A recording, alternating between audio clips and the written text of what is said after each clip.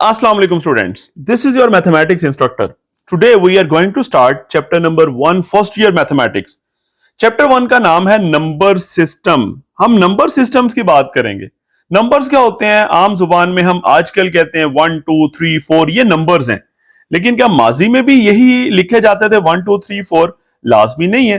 जैसे आपकी बुक में थोड़ा सा इंट्रोडक्शन में जिक्र करता है, इजिप्शियंस यानी जो इजिप्ट के लोग थे आज से हजारों साल पहले वो नंबर्स को बड़ा अजीब तरीके से रिप्रेजेंट करते थे. वो अगर लेट से आपके पास 1 2 3 है तो वो लाइंस लगाते थे. 1 के लिए 1 एक वर्टिकल लाइन, अगर 2 है तो 2 वर्टिकल लाइनें हैं, 3 है तो यूं 3 वर्टिकल लाइंस, अगर 4 है तो 4 वर्टिकल लाइंस, अगर 5 है तो उसके लिए वो यूं 4 लाइंस लगा के 5 यूं हम कट भी कर सकते हैं या 5 भी लगा सकते हैं. वो इस तरह लाइंस लगाते थे. फिर वो कुछ सिंबल्स देते थे. 10 के लिए अगर 10 है ना तो उसको वो रिप्रेजेंट करते थे इस तरह करके बेसिकली. अगर वो 100 है तो 100 के लिए वो जस्ट लाइक ई कह लें, उल्टा ई कह लें, वो इस तरह रिप्रेजेंट करते थे.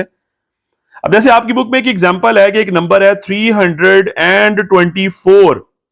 अब हम तो 324 लिख देंगे, लेकिन उस वक्त कैसे लिखा जाता था? इसमें 300 आप अलहदा कर लें, उसके अलावा 20 अलहदा कर लें, यानी 100 का मल्टीपल और 10 का मल्टीपल अलहदा और 4 अलहदा.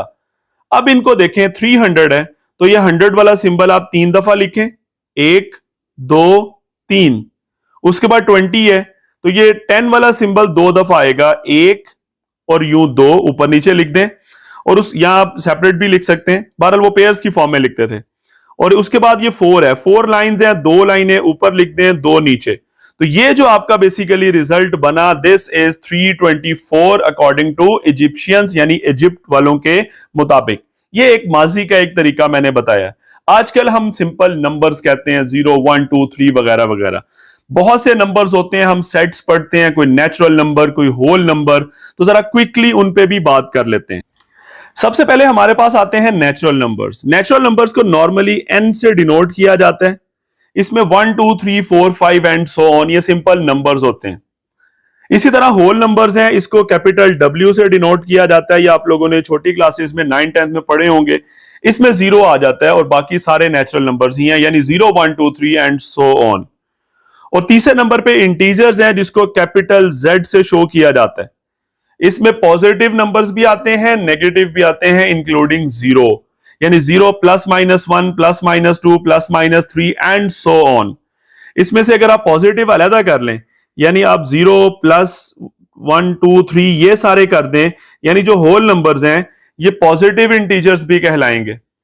और अगर आप -1 -2 -3 अलहदा कर लें तो ये नेगेटिव इंटीजर्स होते हैं. तो ये भी आप जहन में रखिएगा. एक Z पॉजिटिव यानी पॉजिटिव इंटीजर्स और Z नेगेटिव मतलब नेगेटिव इंटीजर्स, और मिला देंगे तो ओवरऑल इंटीजर्स. ये सिंपल नंबर से. अब आते हैं जरा रैशनल नंबर में. रैशनल नंबर क्या होता है? जिसको आप फ्रैक्शन में लिख सकें. The number which can be written in the form of P over Q. यहां पे उसने लिखा we know that the rational number is a number which can B put in the form of P over Q where P and Q belongs to Z. ये जो P और आपके पास दूसरा Q है ये किससे बिलोंग कर रहे हैं? Z यानी इंटीजर से. और Q is not equal to 0, क्योंकि असल में P over Q फॉर्म है ना. तो अगर Q 0 आ जाएगा तो डिनोमिनेटर में 0 बन जाएगा, और डिनोमिनेटर में 0 हो तो हम उसे सिंप्लीफाई नहीं कर सकते. आपको एग्जांपल्स भी दी जा रही हैं. जैसे अंडर रूट 16 है तो अंडर रूट 16 का अंडर रूट प्लस माइनस 4 होता है. तो ये +4 भी रैशनल नंबर है, -4 भी, क्योंकि +4 को मैं कह सकता हूं 4 over 1 और -4 को भी -4 over 1, दोनों को फ्रैक्शन फॉर्म में लिख सकते हैं. 3.7 उसने एग्जांपल दी हमें. उसके बाद तो 3.7 सिंपल आप कह सकते हैं 37 डिवाइडेड बाय 10. ये रूल है, डेसिमल रिमूव करेंगे, नीचे डेसिमल की जगह 1 आ जाएगा. उसके बाद 0 क्यों लिखा है? क्योंकि एक डिजिट है तो 1 0, 2 होते 2 0 वगैरह वगैरह. तो ये तमाम नंबर जो मैंने एग्जांपल्स दी हैं, अंडर रूट 16 है वो सॉल्व होके प्लस और -4 आता है, वो रैशनल नंबर है. 3.7 भी रैशनल है. अगर सिंपल 2 लिखा हुआ वो भी रैशनल है. तो ये रैशनल नंबर की एग्जांपल्स हैं. नॉर्मली रैशनल नंबर्स को हम कैपिटल Q से डिनोट करते हैं. याद रखिएगा रैशनल नंबर्स. इसको लिखने का एक तरीका भी है. Rational number is equal to P and Q such that P and Q belongs to integers. या यूं भी लिख सकते हैं कि यहां पे स्टार्ट में आप यूं लिख लें कि x is equal to P over Q. ये भी एक तरीका है. P and Q belongs to integers and Q is not equals to 0। ये आपका रैशनल नंबर लिखने का तरीका है। x is equals to p over q, यानी कोई भी नंबर जिसको आप p ओवर q फॉर्म में लिख सकें तो रैशनल नंबर को डिनोट करते हैं कैपिटल Q से। और अगर कोई नंबर इस फॉर्म में ना लिखा जा सके वो इर्रेशनल है, जैसे √2 है, √3 है, इसको मैं नॉर्मल फॉर्म में यानी फ्रैक्शनल फॉर्म में नहीं लिख सकता तो वो क्या होंगे, इर्रेशनल। सो वी कैन से इसको डिनोट करते हैं Q डैश से। So let's say x is equals to p over q, वो रैशनल में आया था तो यहां आएगा x is not equals to p over q के, यानी the number which can not be written in the form of p over q। आगे वही कि सच दैट p और q क्या थे, आपके पास इंटीजर्स थे and q is not equals to 0। आगे वही चीज है, मेन ये है कि हम फ्रैक्शन फॉर्म में नहीं लिख सकते, तो उसने भी यही कहा कि irrational number are those which can not be put in the form of p over q। So simple, ठीक है। और जब रैशनल और इर्रेशनल को मिला दें तो वो आपके पास बन जाते हैं रियल नंबर्स, यानी that is equals to Q union Q dash, यानी overall union of rational and irrational number. अब थोड़ा सा रैशनल और इर्रेशनल को डिफरेंशिएट करना भी सीख लेते हैं। रैशनल इर्रेशनल को मिलाएंगे तो रियल बन जाएंगे, लेकिन रैशनल और इर्रेशनल में थोड़ा डिस्टिंग्विश करना भी सीख लें कि हमें कैसे पता लगेगा कब चीज रैशनल होगी कब इर्रेशनल। देखें, अगर तो आपके पास कोई भी डेसिमल में वैल्यूज हैं, डेसिमल के बिना होंगी वो तो रैशनल ही होते हैं ना, नॉर्मल नंबर जो होते हैं, अंडर रूट नहीं होना चाहिए ऊपर।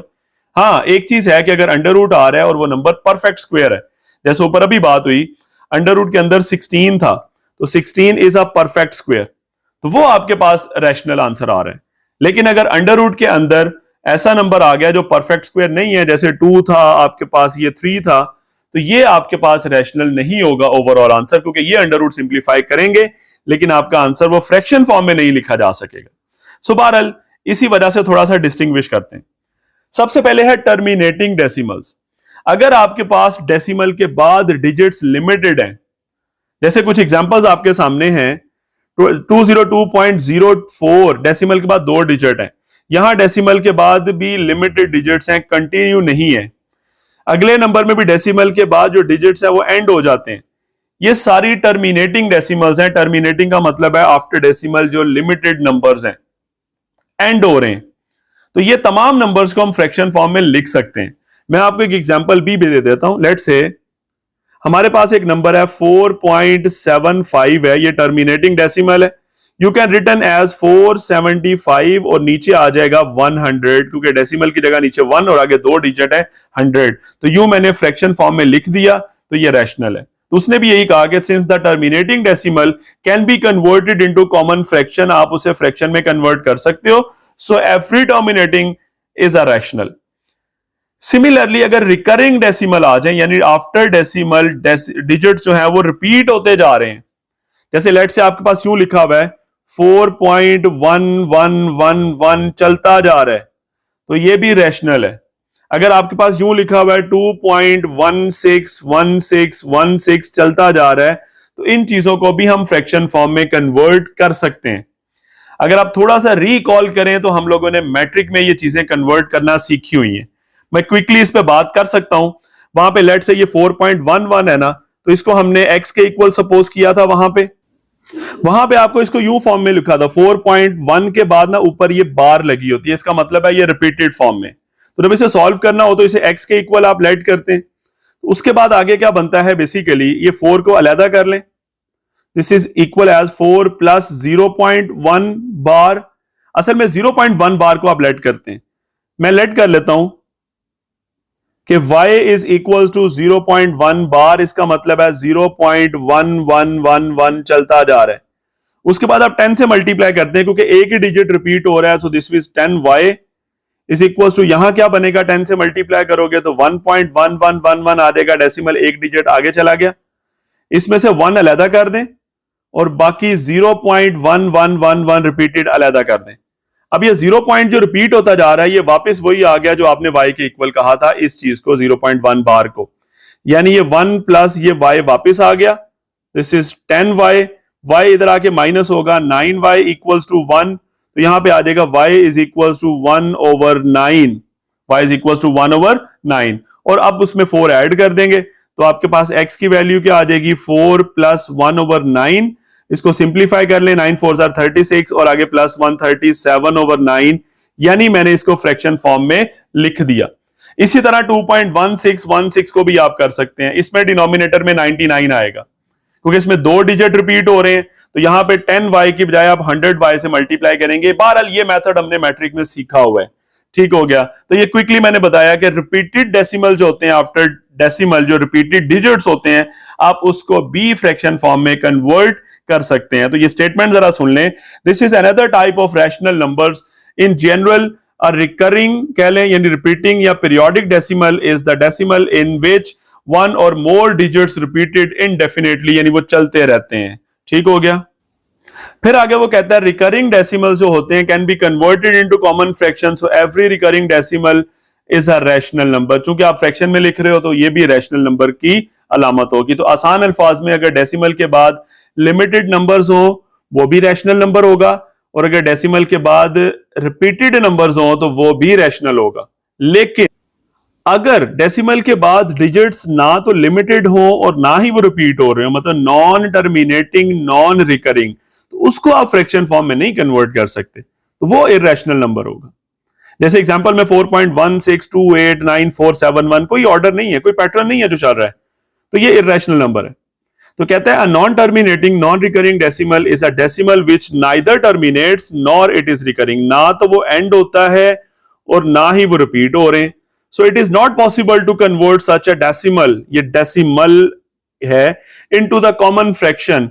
सो non terminating non recurring decimal represent an irrational number. तो ये याद रखिएगा, यहां से एक क्लियर हो गया कि जो फ्रैक्शंस होती हैं, सॉरी डेसिमल के बाद जो डिजिट्स होते हैं, अगर वो लिमिटेड हैं या वो रिपीट हो रहे हैं तो वो रैशनल नंबर होगा, और अगर वो ना लिमिटेड हैं और ना ही वो रिपीट हो रहे हैं, नॉन टर्मिनेटिंग नॉन रिकरिंग, सो वो आपके पास क्या होंगे, इररेशनल नंबर्स। और रैशनल और इररेशनल को जब मिला देते हैं तो वो आपके पास बनता है रियल नंबर्स। आप जरा एक प्रूफ कर लेते हैं, कहते हैं √2 इज इररेशनल, हमने इसे प्रूफ करना है, यानी proof that this is irrational. क्योंकि इसको जब सॉल्व करेंगे ना कैलकुलेटर से, तो आफ्टर डेसिमल डिजिट्स भी बहुत ज्यादा होते हैं और रिपीट भी नहीं हो रहे होते, तो ये इररेशनल है। लेकिन हम इसे मैथमेटिकली प्रूव करेंगे, तो इसको डायरेक्टली प्रूव नहीं किया जा सकता, हम इसका रिवर्स सोचेंगे। मैं सपोज करूंगा, मैं कहूंगा लेट या सपोज कि √2 इज रैशनल, यानी जो चीज, ये एक तरीका होता है कि जब आप डायरेक्टली प्रूव ना कर पाए तो उसको उल्टा सपोज कर लें, यानी इररेशनल प्रूव नहीं हो रहा तो आप सपोज करें ये रैशनल है। मैं अब इसको जब सिंप्लीफाई करूंगा तो एट द एंड जो सपोज किया है मैंने, ये चीज गलत निकल आएगी। तो अगर ये चीज गलत निकल आई है मतलब रैशनल नहीं है, तो वो फिर क्या हो जाएगा, इररेशनल। तो बहरहाल सबसे पहले मैंने सपोज किया लेट से √2 इज अ रैशनल नंबर। सो अगर ये रैशनल है तो इसे मैं फ्रैक्शन फॉर्म में लिख सकता हूं, मतलब it can be written in the form of P/Q, मैं ऐसे लिख सकता हूं। और ये P और Q जो फॉर्म है ना, ये लोएस्ट फॉर्म है, यानी लोएस्ट फॉर्म का मतलब जैसे ये 4/10 है, ये लोएस्ट फॉर्म नहीं होती। सिंप्लीफाई करें, 2 2 4 2 5 10, 2/5 लोएस्ट फॉर्म होती है। लोएस्ट फॉर्म उसे कहते हैं जिसमें कोई कॉमन फैक्टर ना हो दोनों में, यानी 2 और 5 में कुछ कॉमन नहीं है, कुछ कैंसिल नहीं हो सकता। तो P/Q भी जो है ये लोएस्ट फॉर्म हम कंसीडर करेंगे, यानी यहां पे लिख देता हूं कि P and Q has not any common factor, any common factor, या यूं आसान अल्फाज में लिख लें, P and Q has no common factor, इसमें कोई कॉमन फैक्टर नहीं आ रहा इन दोनों में। ये भी मैंने लेट किया, ठीक है, यानी लेट से कि P and Q has no common factor because it is the simplest ratio, या it is in the lowest form। आप यूं भी कह सकते हैं कि P/Q is in the lowest form। Okay, now अब सॉल्व करते हैं, दोनों तरफ स्क्वायर ले लें, √2 का स्क्वायर ले लेंगे, 2 आ जाएगा, इधर आ जाएगा P² divided by Q², Q² इधर आके मल्टीप्लाई हो जाएगा, Q² is equal to P², यानी मैं यूं कह सकता हूं कि P² जो है that is equals to 2 times Q², 2 times Q²। यहां पे एक चीज अब देखें, जो P² है ना, वो Q² को 2 से मल्टीप्लाई करने से आ रहा है। अब कोई भी नंबर p एंड q क्या थे बेसिकली, ये p ओवर q फॉर्म है ना, p and q are the integers, यहां मैं लिख देता हूं p एंड q क्या थे, वो बिलोंग्स टू z हैं अकॉर्डिंग टू रैशनल नंबर्स जो डेफिनेशन है। तो p और q z है, यानी कोई भी इंटीजर है 1 2 3 पॉजिटिव नेगेटिव। अच्छा q स्क्वायर है वो 2 से मल्टीप्लाई हो रहा है, तो जब भी कोई भी इंटीजर उसका स्क्वायर लिया और वो 2 से मल्टीप्लाई हुआ तो आंसर आपका इवन आएगा। यानी यहां पे मैं लिखूंगा p स्क्वायर इज इवन। ये याद रखें कि कोई भी नंबर जब 2 से मल्टीप्लाई होता है तो आंसर इवन आता है, यानी p स्क्वायर इज इवन मतलब इट इज डिवाइजिबल या it is divisible by 2, it is divisible by 2, यानी ये 2 पे डिवाइड होता है। So p square is even. मैं फिर रिपीट कर देता हूं, p स्क्वायर इवन क्यों है, क्योंकि ये इक्वल आ रहा है 2 टाइम्स q स्क्वायर, यानी q स्क्वायर को 2 से मल्टीप्लाई करें तो 2 से मल्टीप्लाई किसी भी नंबर को करें तो आंसर इवन आता है। तो अगर p स्क्वायर इवन है तो याद रखिएगा p भी इवन होगा, p इज ऑल्सो इवन। वजह यह है कि सिंपल सी लॉजिक है कि p अगर इवन है ना तो उसका स्क्वायर भी इवन ही होता है। इवन नंबर का स्क्वायर इवन होता है। 2 का स्क्वायर ले लें 4 आएगा, 6 का ले लें 36 आएगा, 8 का स्क्वायर ले लें 64 आएगा। इफ नंबर इज इवन उसका स्क्वायर भी इवन है। तो उसी को मैंने रिवर्स ऑर्डर में सोचा है कि अगर स्क्वायर इवन के बराबर है, p स्क्वायर इवन है तो p भी इवन है। So p is also even मतलब p भी डिविजिबल बाय 2 है। So we can say p is divisible by 2। Now let's say मैं कहता हूं p is equals to 2 times k where k belongs to integer. k belongs to integer है तो मैं लिख सकता हूं p is equals to 2k, क्योंकि p इवन है, मैं ऊपर कह चुका हूं। अगर p इवन है तो इवन नंबर हमेशा इंटीजर का 2 टाइम्स मल्टीपल लिखा जा सकता है। k अगर लेट से 1 है तो 2 इंटू 1 2 आएगा, इवन है। अगर k की वैल्यू 2 है तो 2 इंटू 2 4 आएगा, तब भी इवन आंसर है। k की वैल्यू आप 3 पुट कर लें, 2 इंटू 3 6 आ जाएगा, तब भी आंसर इवन है। मतलब इवन का मतलब ये होता है कि you can write it in the form of 2 times something. तो p is equal to 2k मैंने लिखा है। अब ऊपर ये इक्वेशन है, लेट से this equation is 1, so from 1 उसमें पुट कर दें p की जगह 2k, 2k is equal to p, ये पुट करें तो क्या बनेगा जी। पहले इक्वेशन लिखता हूं, p square is equal to 2 times q square, तो p की जगह लिख दें 2 टाइम्स k ऊपर square is equal to 2q square, तो 2 का square 4, k square is equal to 2q square, 2 इधर लाके डिवाइड करवा दें तो q square will be equal to 4 over 2 into k square, यानी 2 2s आर 4 होता है। So you can write it as q square is equal to 2 times k square. अब यहां पे देखें k क्या था, इंटीजर, 2 से मल्टीप्लाई हुआ तो आंसर क्या आएगा, इवन। मतलब q स्क्वायर जो है वो किसके इक्वल आ रहा है, even. q square is even and it is divisible by 2। कैसे पता लगा, ये 2 का मल्टीपल आ रहा है, 2 टाइम्स k स्क्वायर है, ठीक है। तो जब भी 2 किसी नंबर से मल्टीप्लाई होता है तो आंसर इवन आ जाता है, और वो नंबर k जो है वो इंटीजर्स हैं। तो basically we can say q square is divisible by 2। तो अगर q स्क्वायर इवन है तो इसका मतलब q भी इवन होगा, q इज ऑल्सो इवन, इसका मतलब भी डिविजिबल बाय 2 है, ये भी 2 पे डिवाइड होगा। मैंने इससे पहले भी आपको बताया, पहले लिख देता हूं डिविजिबल बाय 2। अच्छा यहां पे देखें, ऊपर मैंने कहा था p इज इवन, मैंने यहां पे लिखा हुआ p is even, it is divisible by 2। Let say ये इक्वेशन नंबर 2 है। अभी जो मैंने एंड पे लिखा q इज ऑल्सो इवन, मैं इसको कह लेता हूं इक्वेशन नंबर 3। अब जरा 2 और 3 से मैं एनालिसिस ये करता हूं कि फ्रॉम इक्वेशन 2 एंड 3 p और q दोनों इवन है, p and q both are even and divisible by 2, यानी ये 2 पे डिवाइड हो रहे हैं। दिस इज कॉन्ट्राडिक्शन, ये हमारी उस स्टेटमेंट से कॉन्ट्राडिक्ट कर रही है जो कि हमने कहा था P और Q जो है उनमें कोई कॉमन फैक्टर नहीं है, यहां पे तो बता रहा है ये 2 पे डिवाइड हो रहे हैं, दोनों इवन निकल आए ना बेसिकली। सो हम लिखेंगे this is contradiction, this is contradiction with respect to that statement, या we can say this is contradiction for that fact. कौन सा fact? That P and Q has no common factor. No common factor, यानी ये जो result निकला ये तो उस स्टेटमेंट से कंट्राडिक्ट कर रहा है। So our supposition is wrong. So our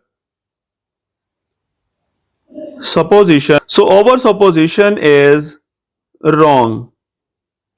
Hence हमने सपोज किया था अंडर रूट 2 रैशनल है, तो इसका मतलब यह हुआ कि hence under root 2 is irrational. Under root 2 is irrational. आपकी बुक में लिखा हुआ है कि हम हर प्रूफ कर सकते हैं इर्रेशनल का, शर्त है कि आपके पास अंडर रूट के अंदर यहां पे जो नंबर आ रहा है वो प्राइम नंबर होना चाहिए। प्राइम नंबर को हम प्रूव कर सकते हैं। तो आप कह सकते हैं सर जो प्राइम नहीं है क्या उनको नहीं कर सकते? बेसिकली लेट्स से मेरे पास एक नंबर है 8, अब 8 तो प्राइम नहीं है, लेकिन इसे मैं ब्रेक कर सकता हूं 4 इंटू 2, और 4 का अंडर रूट 2 अलहदा हो गया, बाकी 2 अंडर रूट बचा। अब ये 2 प्राइम नंबर है, इसके ऊपर मैं वही रूल अप्लाई कर दूंगा जो अभी मैंने ऊपर किया था।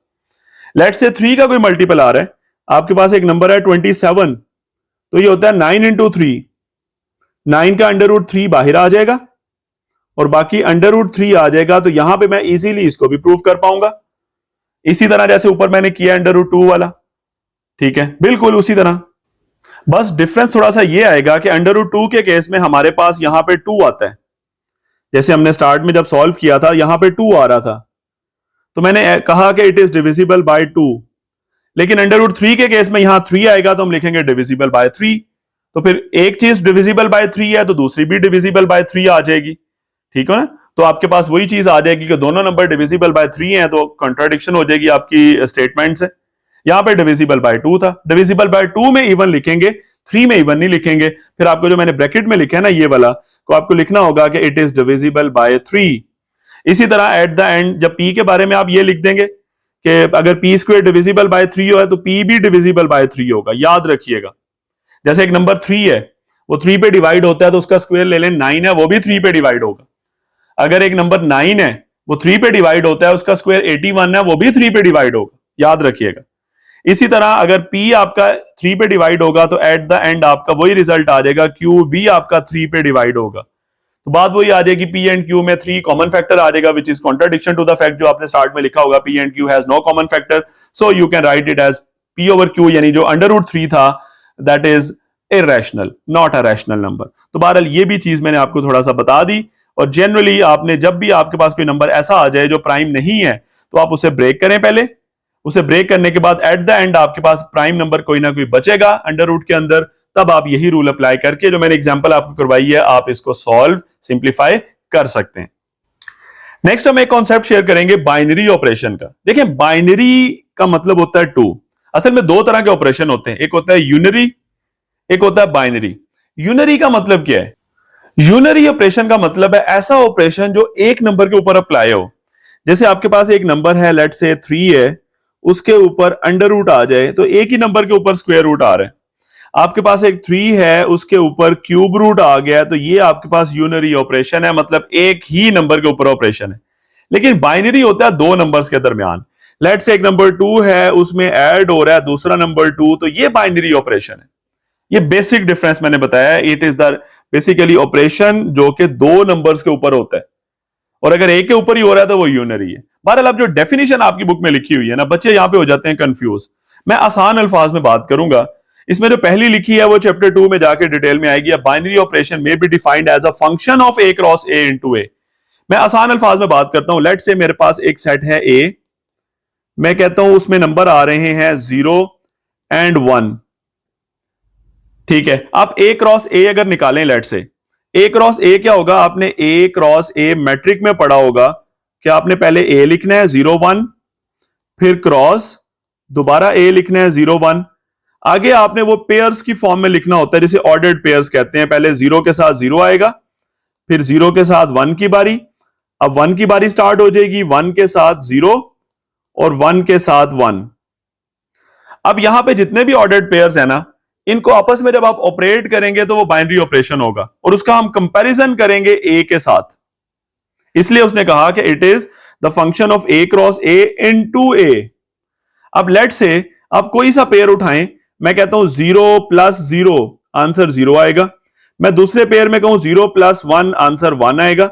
मैं तीसरा लिखूं 1 प्लस 0, आंसर 1 आएगा। लेकिन जब मैं चौथे में आऊंगा 1 प्लस 1, तो ये आंसर 2 आ रहा है, जो कि सेट ए से बिलोंग नहीं कर रहा। तो मैं ये लिखूंगा सेट ए जो है ना, basically it is not closed with respect to binary operation plus, यानी प्लस के लिहाज से ये प्रॉपर्टी एग्जिस्ट नहीं कर रहा। लेकिन अगर यही मल्टीप्लाई में लिखूं सारे 0 इंटू 0, 0 इंटू 1, 1 इंटू 0 और 1 इंटू 1, तो पहले तीनों का आंसर 0 आ जाएगा और आखिरी का आंसर 1 आएगा। ये चारों नंबर्स जो हैं ये सेट ए से बिलोंग कर रहे हैं। तो मल्टीप्लिकेशन वाली जो बाइनरी ऑपरेशन है ना, ये एग्जिस्ट करता है। मल्टीप्लिकेशन एक बाइनरी ऑपरेशन है because it is used to multiply the two things. Plus भी बाइनरी ऑपरेशन है, माइनस भी है, डिवीजन भी है। अब ये कहां कहां होल्ड करते हैं, कहां कहां नहीं करते, ये हम जाके आगे एक्सरसाइज में बात करेंगे। यानी कुलैयर प्रॉपर्टी आसान अल्फाज में हम ले आएंगे कि दो चीजों को ऐड करने से अगर वही चीज सेट वाली आ रही है तो वो बाइनरी ऑपरेशन होगा, यानी सेट क्लोज्ड होगा with respect to that binary operation.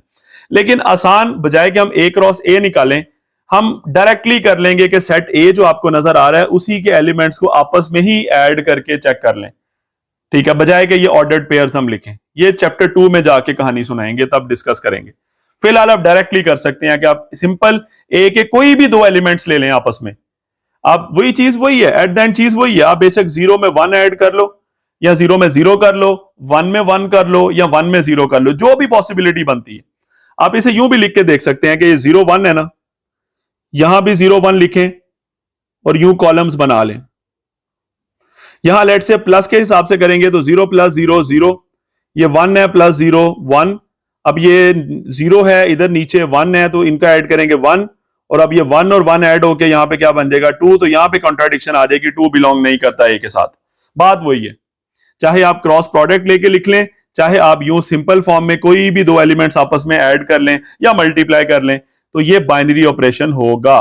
तो क्या कहता है, a binary operation is in a set A is rule usually denoted by this symbol. ये सिंबल स्टैरिक कह लें, इस सिंबल से इसे डिनोट किया जाता है generally, that assigns to any pair of elements of A. A के कोई भी दो एलिमेंट्स ले लें, कोई भी पेयर बना लें, चाहे एक एलिमेंट को उसी में ऐड करके देख लें या दूसरे में ऐड करके देख लें, टेकन इनटू द डेफिनेट। यहां पे डेफिनेट है, ये एफ है, एफ के बाद आई है, इसको मैं ठीक कर देता हूं जी। अब ठीक है, definite order another element of A, यानी ए के कोई भी एलिमेंट्स को आपस में देखें और उनको ऑपरेट करें, चाहे प्लस के हिसाब से, मल्टीप्लाई के हिसाब से, और फिर उसका ए के साथ एनालिसिस करें। तो अगर तो वो आंसर ए में से ही आ रहा होगा तो वो बाइनरी ऑपरेशन वहां पे होल्ड कर रहा होगा, नहीं आ रहा होगा तो नहीं कर रहा होगा। बहरहाल यहां पे सिंपल थोड़ा सा इतना ही कॉन्सेप्ट जहन में रखें, बहुत ज्यादा डिटेल चैप्टर 1 में नहीं है बाइनरी ऑपरेशन के बारे में। चैप्टर 2 में आएगी तो डिटेल में सीखेंगे। आसान अल्फाज में बाइनरी ऑपरेशन क्या होता है, ऐसा ऑपरेशन तो दो नंबर्स के दरमियान हो, that may be plus, minus, multiply and divide. Now move to some properties of real numbers.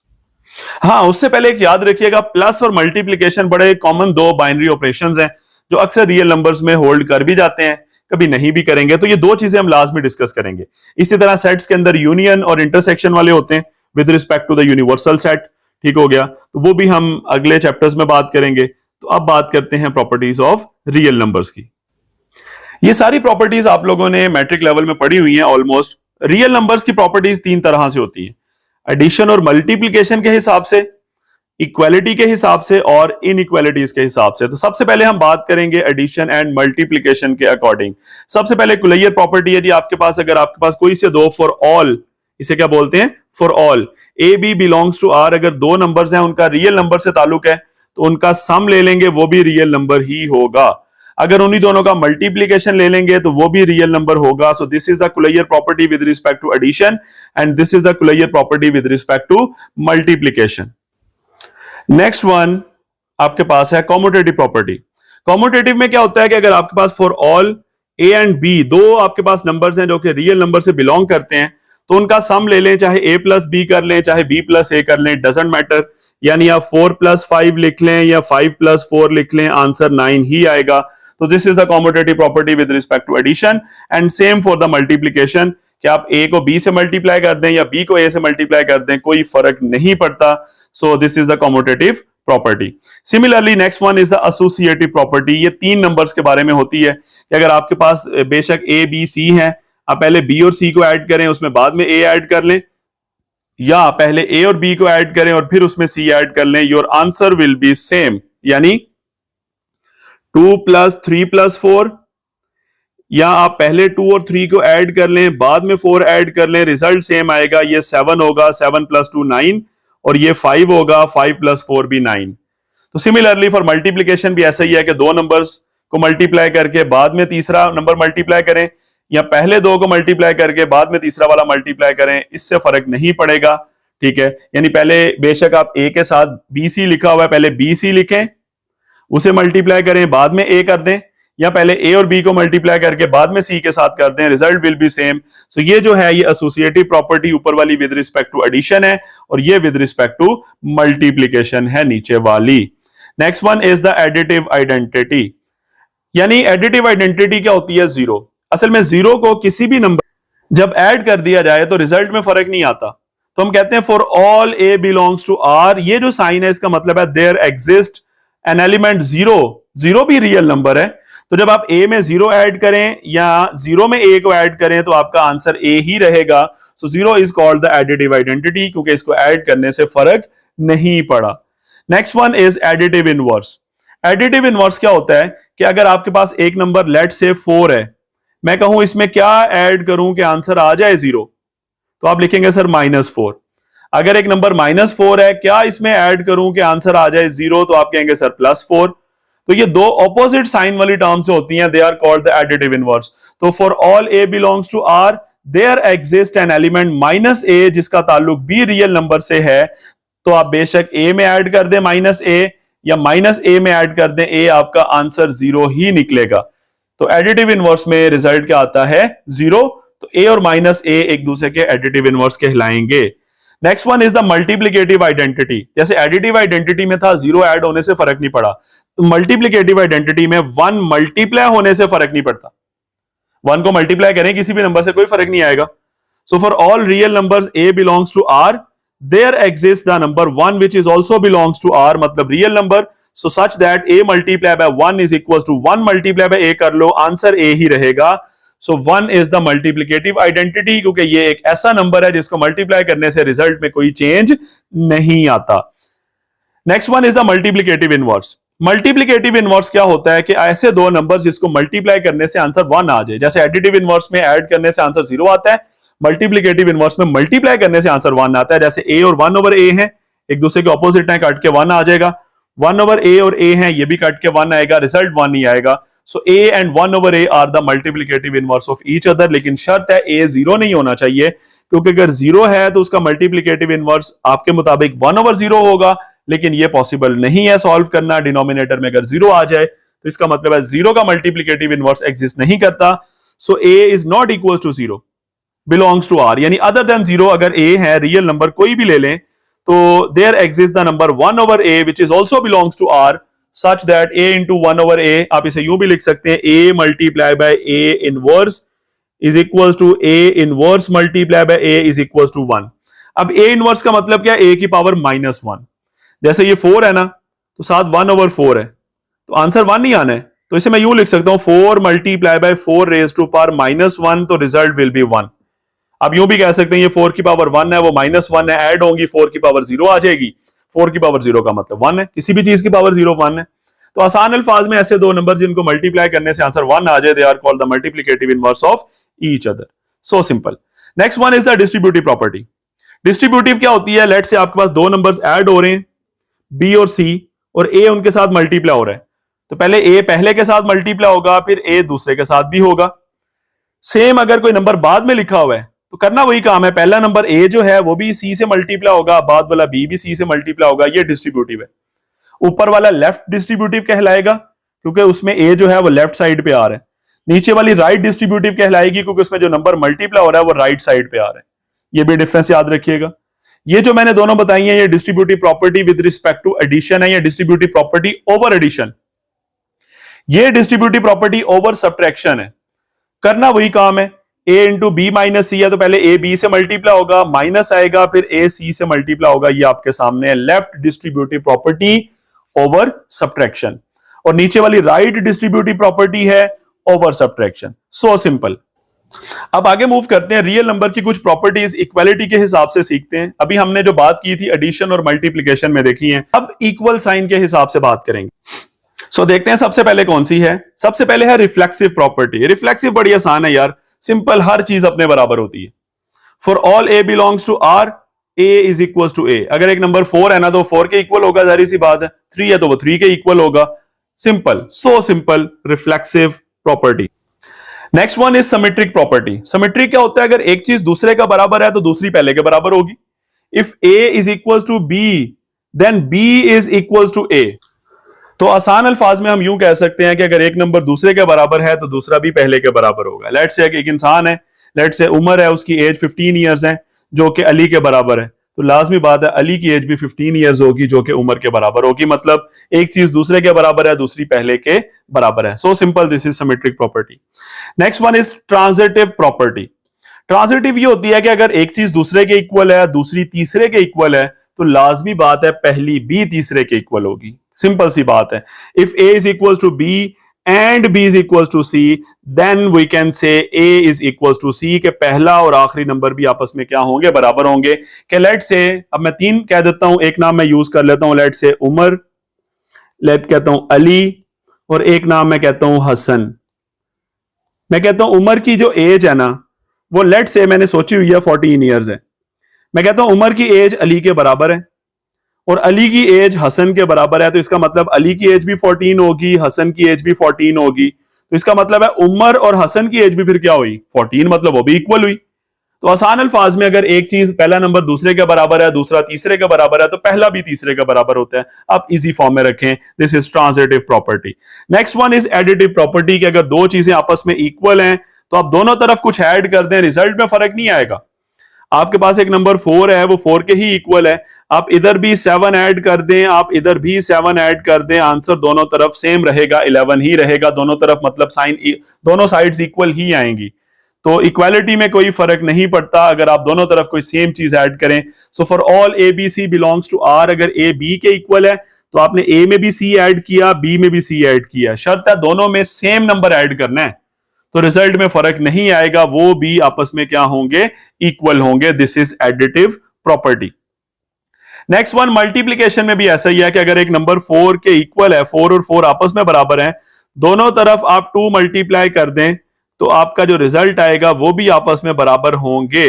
तो a b c belongs to R, अगर ए बी के इक्वल है तो आप ए को बेशक सी से मल्टीप्लाई कर दें, तो बी को भी सी से मल्टीप्लाई करें तो आपका रिजल्ट सेम रहेगा, क्योंकि दोनों तरफ हमने सेम नंबर से मल्टीप्लाई किया। तो you can multiply same number on both sides, very simple.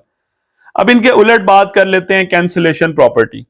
अगर दोनों तरफ कोई सेम नंबर ऐड हो रहा है, जैसे ए में भी सी ऐड हो रहा है, बी में भी सी ऐड हो रहा है, तो आप दोनों तरफ से जो नंबर सेम ऐड हो रहा है उसे खत्म करके ए और बी को इक्वल कह सकते हैं, ए और बी को इक्वल कह सकते हैं। लेट से मैं एक एग्जांपल दे लेता हूं, यहां पे मेरे पास लिखा हुआ है 4 + 2, इधर भी 4 + 2 है, ये कॉमन सी बात कर रहा हूं। खैर, तो दोनों तरफ ये 2 आ रहा है, मैं सपोज कर लेता हूं, जो ऐड हो रहा है 4 में, तो इसका मतलब है आप ये 2 खत्म कर सकते हैं, तो 4 इज इक्वल टू 4 है। यहां एक पर्टिकुलर एग्जांपल ले लेता हूं, x + 2 अगर y + 2 के इक्वल है, तो दोनों तरफ 2 आ रहा है, ये आप कैंसिल कर सकते हैं, या ये वाला 2 उधर जाके माइनस हो जाएगा, तो आपके पास रिजल्ट बचेगा x is equal to y, मतलब दोनों तरफ सेम नंबर ऐड हो रहा है, उसे खत्म करें, बाकी आपस में इक्वल आ जाएंगे, तो a is equal to b बचेगा, क्योंकि दोनों तरफ c ऐड हो रहा है।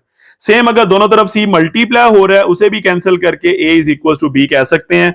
मतलब अगर x 2x है और इधर 3y है, बल्कि y के साथ भी 2 ही लिखूंगा, दोनों तरफ 2 मल्टीप्लाई हो रहा है, तो आप 2 इधर लाके डिवाइड करवा दें या दोनों तरफ से कैंसिल कर दें, तो आपका result x is equal to y बच जाएगा। मतलब अगर दोनों तरफ सेम नंबर मल्टीप्लाई हो रहा हो तो रिजल्ट आपका वो सेम नंबर कैंसिल कर दें और बाकी चीजें सेम बचेंगी। तो इसका मतलब है इफ ए सी और बी सी इक्वल हैं तो सी खत्म कर दें तो ए बी के इक्वल आ जाएगा। तो ये थी जी इक्वल के हिसाब से। Now move to inequalities. अब हम इनइक्वालिटी के हिसाब से कुछ प्रॉपर्टीज की बात करेंगे। सबसे पहले ट्राइकोटोमी प्रॉपर्टी बड़ी बेसिक सी बात करेगा अबाउट टू नंबर्स कि लेट से आपके पास दो नंबर्स हैं, रियल नंबर्स के साथ बिलोंग करते हैं, तो यही हो सकता है, या ए जो है वो बी से छोटा हो सकता है, या इक्वल हो सकता है, या बड़ा हो सकता है। इसके अलावा तीसरी पॉसिबिलिटी नहीं है अबाउट टू नंबर्स। एक नंबर दूसरे के बराबर होगा, या उससे ज्यादा होगा, या उससे कम होगा। इसके अलावा पॉसिबिलिटी नहीं है, ठीक है, और हम कोई ज़हन में आ ही नहीं सकती हमारे। सो this is called trichotomy. Next one is transitive property. Transitive क्या होता है? जैसे इक्वालिटी में था कि पहला दूसरे के बराबर है, दूसरा तीसरे के बराबर है, तो फिर पहला भी तीसरे के बराबर है। यहां पे भी ऐसा ही है, अगर पहला दूसरे से छोटा है और दूसरा तीसरे से छोटा है, तो फिर पहला भी तीसरे से छोटा होगा। मैं एग्जांपल देता हूं। लेट्स से मैं कहता हूं 8 इज लेस देन 10, और जो 10 है दैट इज लेस देन 14, तो फिर मैं अगर कंबाइंड कर दूं तो मैं कह सकता हूं 8 इज ऑल्सो लेस देन 14। इसी तरह ग्रेटर में भी ऐसा ही है, if A is greater than B and B is greater than C, then A is also greater than C. तो लेस में भी ऐसा ही है, ग्रेटर में भी ऐसा ही है। अब ये लेस ग्रेटर वाली चीजें आ रही है, मतलब इनइक्वालिटीज की बात हो रही है। Next one is additive property. Additive में सबसे पहले आपको मैं लेफ्ट वाली एक्सप्लेन करूंगा, जो सिंपल आपको नजर आ रही है, जो आपने मैट्रिक में भी पढ़ी होंगी ये चीजें, कि अगर ए इज ग्रेटर देन बी है ना, जैसे मैं लिखा लेट से 4 इज ग्रेटर देन 2 है, तो आप दोनों में कोई नंबर ऐड कर लें, लेट से सी ऐड कर लें, आप 4 में भी 2 ऐड कर लें, इधर 2 में भी 2 ऐड कर लें, तो ये 6 आएगा, ये 4 आएगा, तो वही साइन रहेगा 6 इज ग्रेटर देन 4। मतलब अगर एक नंबर दूसरे से बड़ा है, दोनों तरफ कोई सेम ऐड करें तो आंसर भी वही रहेगा, ग्रेटर ग्रेटर ही रहेगा। सेम लेस देन वाला साइन लेस देन ही रहेगा, याद रखिएगा। लेकिन अब ये जो राइट साइड पे चीज लिखी हुई है ना, इस पे भी देख लें, यहां पे एक एक्स्ट्रा नंबर डी का भी जिक्र आएगा। तो ओवरऑल मैं यहां पे कहूंगा for all a b c के साथ डी भी ऐड कर लीजिएगा, बिलोंग्स टू आर। तो अब जरा देखिएगा, मैं एग्जांपल दूंगा। लेट से A is greater than B, मैं कहता हूं 4 इज ग्रेटर देन 2, और एक और नंबर है C is greater than D. Let's say मैं कहता हूं 7 इज ग्रेटर देन 5। ये चार नंबर हैं, ए बी सी डी, ये ए है, ये बी, ये सी और ये डी। मैंने दो चीजें लिखी, 4 2 से ग्रेटर है, 7 5 से ग्रेटर है।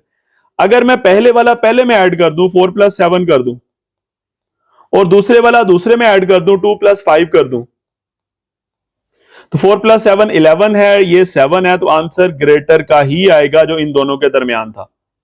यानी ग्रेटर के साइन है A is greater than B and C is greater than D, then A plus C is greater than B plus D. Similarly अगर लेस होगा, दोनों के दरमियान साइन ए और बी के दरमियान, सी और डी के दरमियान, यानी दोनों पेयर्स के दरमियान अगर लेस का साइन है, तो आप जब उनको सीक्वेंस से ऐड करेंगे, पहले में पहला और दूसरे में दूसरा, तो साइन वही रहेगा। ठीक है, ये एक नई चीज है जो आपको फर्स्ट ईयर में नजर आ रही है, मैट्रिक में ये नहीं था। मैं लेस की एग्जांपल भी दे लेता हूं कि लेट से मैं कहता हूं 2 is less than 4 and 6 is less than 8। मैंने दो एग्जांपल्स दी, अब इन्हें ऐड करता हूं सीक्वेंस में। 2 में 6 ऐड करूंगा तो 2 + 6 कितना बनेगा 8, और 4 में कितना ऐड होगा 8, तो इधर बनेगा 2 + 6 8 और 4 + 8 12। तो 8 इज लेस देन 12, यानी साइन लेस का आ रहा है, क्योंकि हमने जो साइन यूज किए थे वो भी लेस के थे। मैंने पहले में पहला ऐड किया है, दूसरे में दूसरा ऐड किया है, तो इसका मतलब ये हुआ कि ये भी एडिटिव प्रॉपर्टी में आ सकता है। Next one is multiplicative property. इसमें भी काफी चीजें आपको नजर आएंगी। सबसे पहले मल्टीप्लिकेशन में इनइक्वालिटी में बड़ा इंपॉर्टेंट रोल प्ले करता है कि किस नंबर से आप मल्टीप्लाई कर रहे हो। अगर आप एक पॉजिटिव नंबर से मल्टीप्लाई कर रहे हो तो फिर तो कोई चेंज नहीं आएगा, पॉजिटिव मतलब ग्रेटर देन 0। तो अगर आप a is less than b है, तो आप a को c से मल्टीप्लाई कर रहे हो, b को भी c से कर रहे हो, तो दरमियान में साइन लेस ही रहेगा। ग्रेटर है तो ग्रेटर ही रहेगा।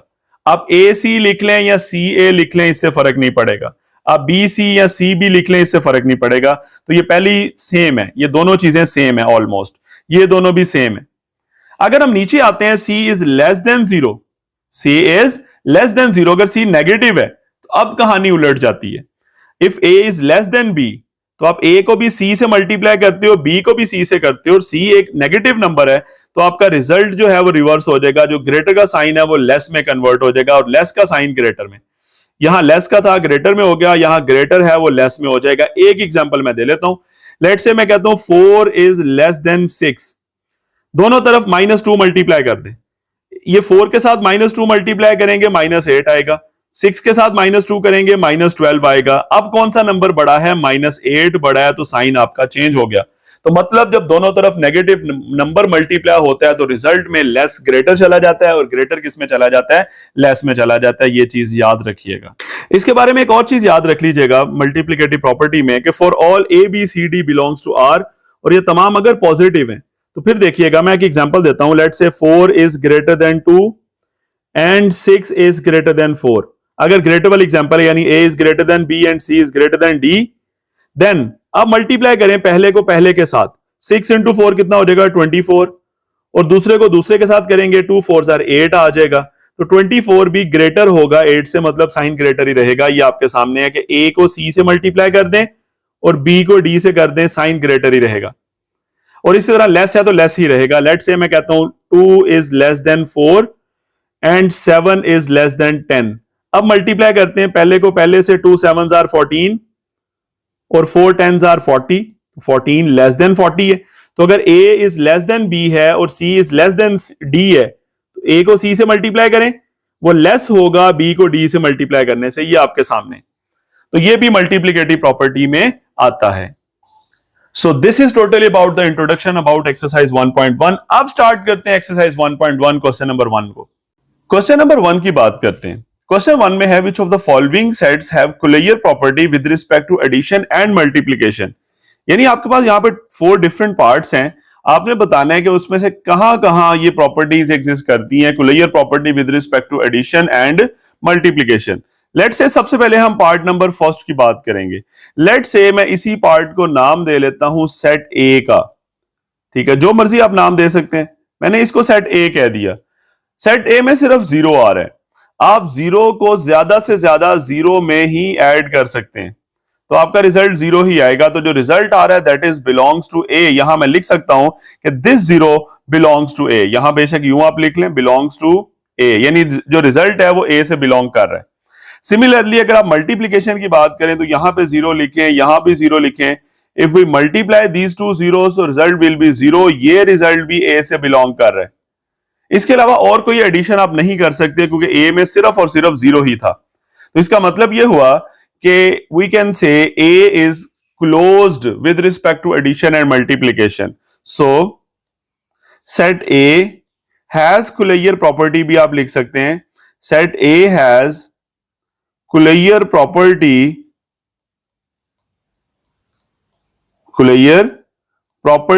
with respect to addition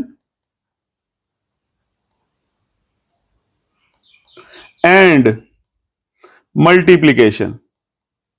तो इसका मतलब यह हुआ सेट ए में दोनों प्रॉपर्टीज पाई जा रही हैं क्योंकि उसके अंदर हमने एलिमेंट्स को आपस में ऐड भी करके देख लिया और मल्टीप्लाई करके भी देख लिया। अब सेट दूसरे की बात करते हैं जिसमें सिर्फ और सिर्फ 1 आ रहा है। मैं लिखता हूं यहां पे। नाउ सेकंड पार्ट की बात हो रही है। लेट से इस सेट को बी का नाम दे लें, जस्ट 1 है यहां पे।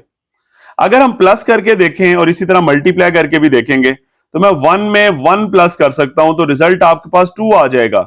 सो 2 जो है वो बी सेट से बिलोंग नहीं करता, ठीक है, क्योंकि बी सेट में सिर्फ 1 है। लेकिन अगर मल्टीप्लिकेशन में देखूं तो मैं 1 को 1 से मल्टीप्लाई करके आंसर क्या निकलेगा, 1 निकलेगा, जो कि बी से बिलोंग करता है। तो इसका मतलब है सेट बी में Collier property with respect to addition नहीं है बट मल्टीप्लिकेशन है। तो हम लिख सकते हैं कि so set B is closed, या set B has the Collier property, चलें कह लें set B is closed with respect to multiplication, with respect to multiplication, not addition। यानी एडिशन के लिहाज से ये क्लोज्ड नहीं है क्योंकि रिजल्ट जो आ रहा है वो सारे के सारे सेट बी से बिलोंग नहीं कर रहा एडिशन के हिसाब से, लेकिन मल्टीप्लिकेशन के हिसाब से है। So simple.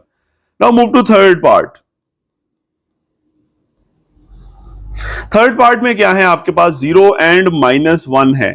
लेट से आप इसको सी कह लें, लेट आप इसको नाम दे लें सी का। सेट क्या है 0 एंड -1। अब एक मैं 0 लिख लेता हूं, एक -1, यहां भी 0 लिख लेता हूं, एक -1। सबसे पहले प्लस के हिसाब से चेक करते हैं। आप लेट से अगर ये 0 में ये 0 ऐड करेंगे तो रिजल्ट 0 आ जाएगा। इसी तरह फर्स्ट ये जो रो है ऊपर वाली, वहां ऊपर -1 है, उसमें जब 0 ऐड करेंगे तो आपका रिजल्ट आ जाएगा -1। ओके, अब नीचे आते हैं। अब अगर ये फर्स्ट एलिमेंट 0 में यहां पे -1 ऐड करेंगे तो रिजल्ट क्या आ सकता है? -1। ओके, लेकिन जब ये -1 में -1 ऐड करेंगे तो रिजल्ट आएगा -2। तो जो आपका लास्ट एलिमेंट -2 है ना, वो सेट सी से बिलोंग नहीं कर रहा, बाकी सारे कर रहे हैं। तो ये तरीका होता है तमाम पॉसिबिलिटीज लिखने का।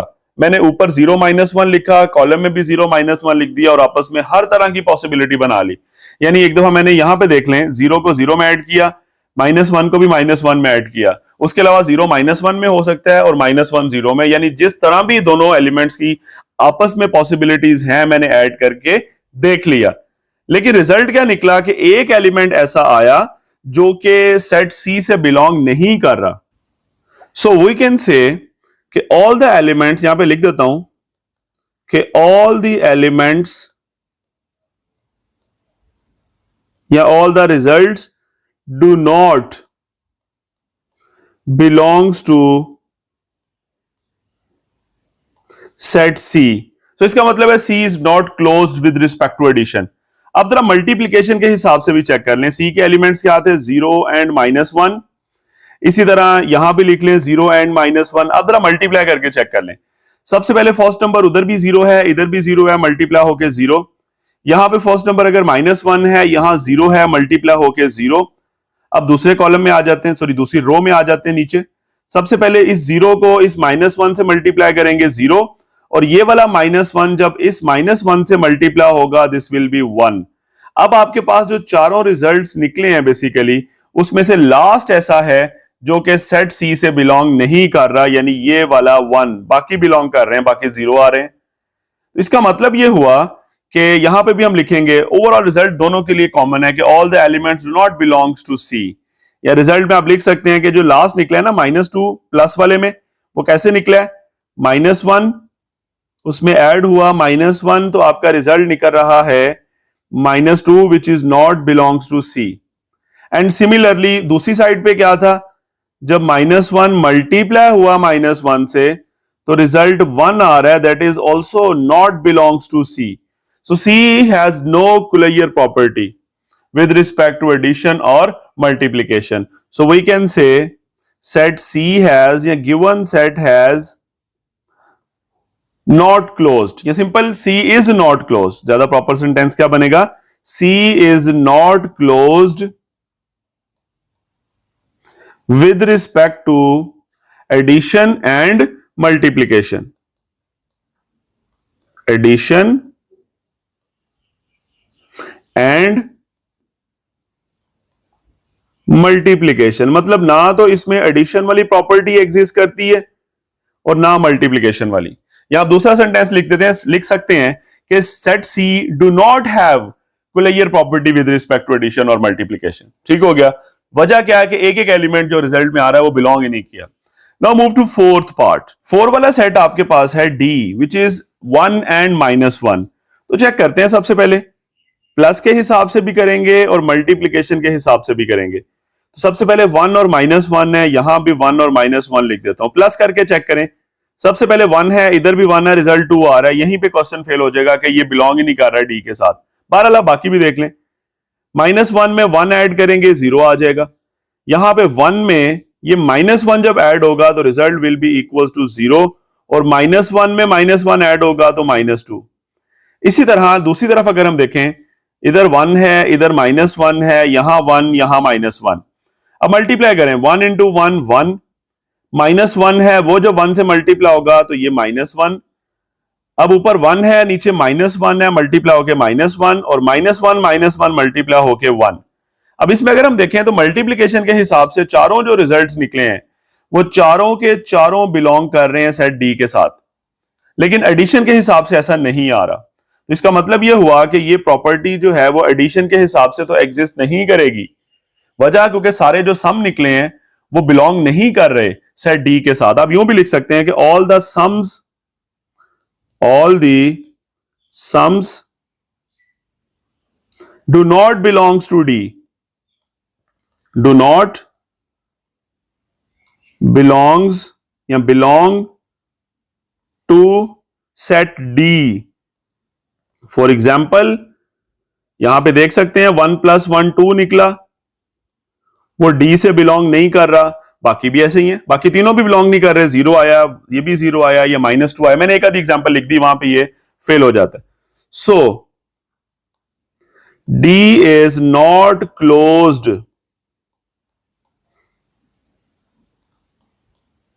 विद रिस्पेक्ट टू एडिशन, यानी एडिशन के हिसाब से इसमें क्लोजर प्रॉपर्टी नहीं आ रही।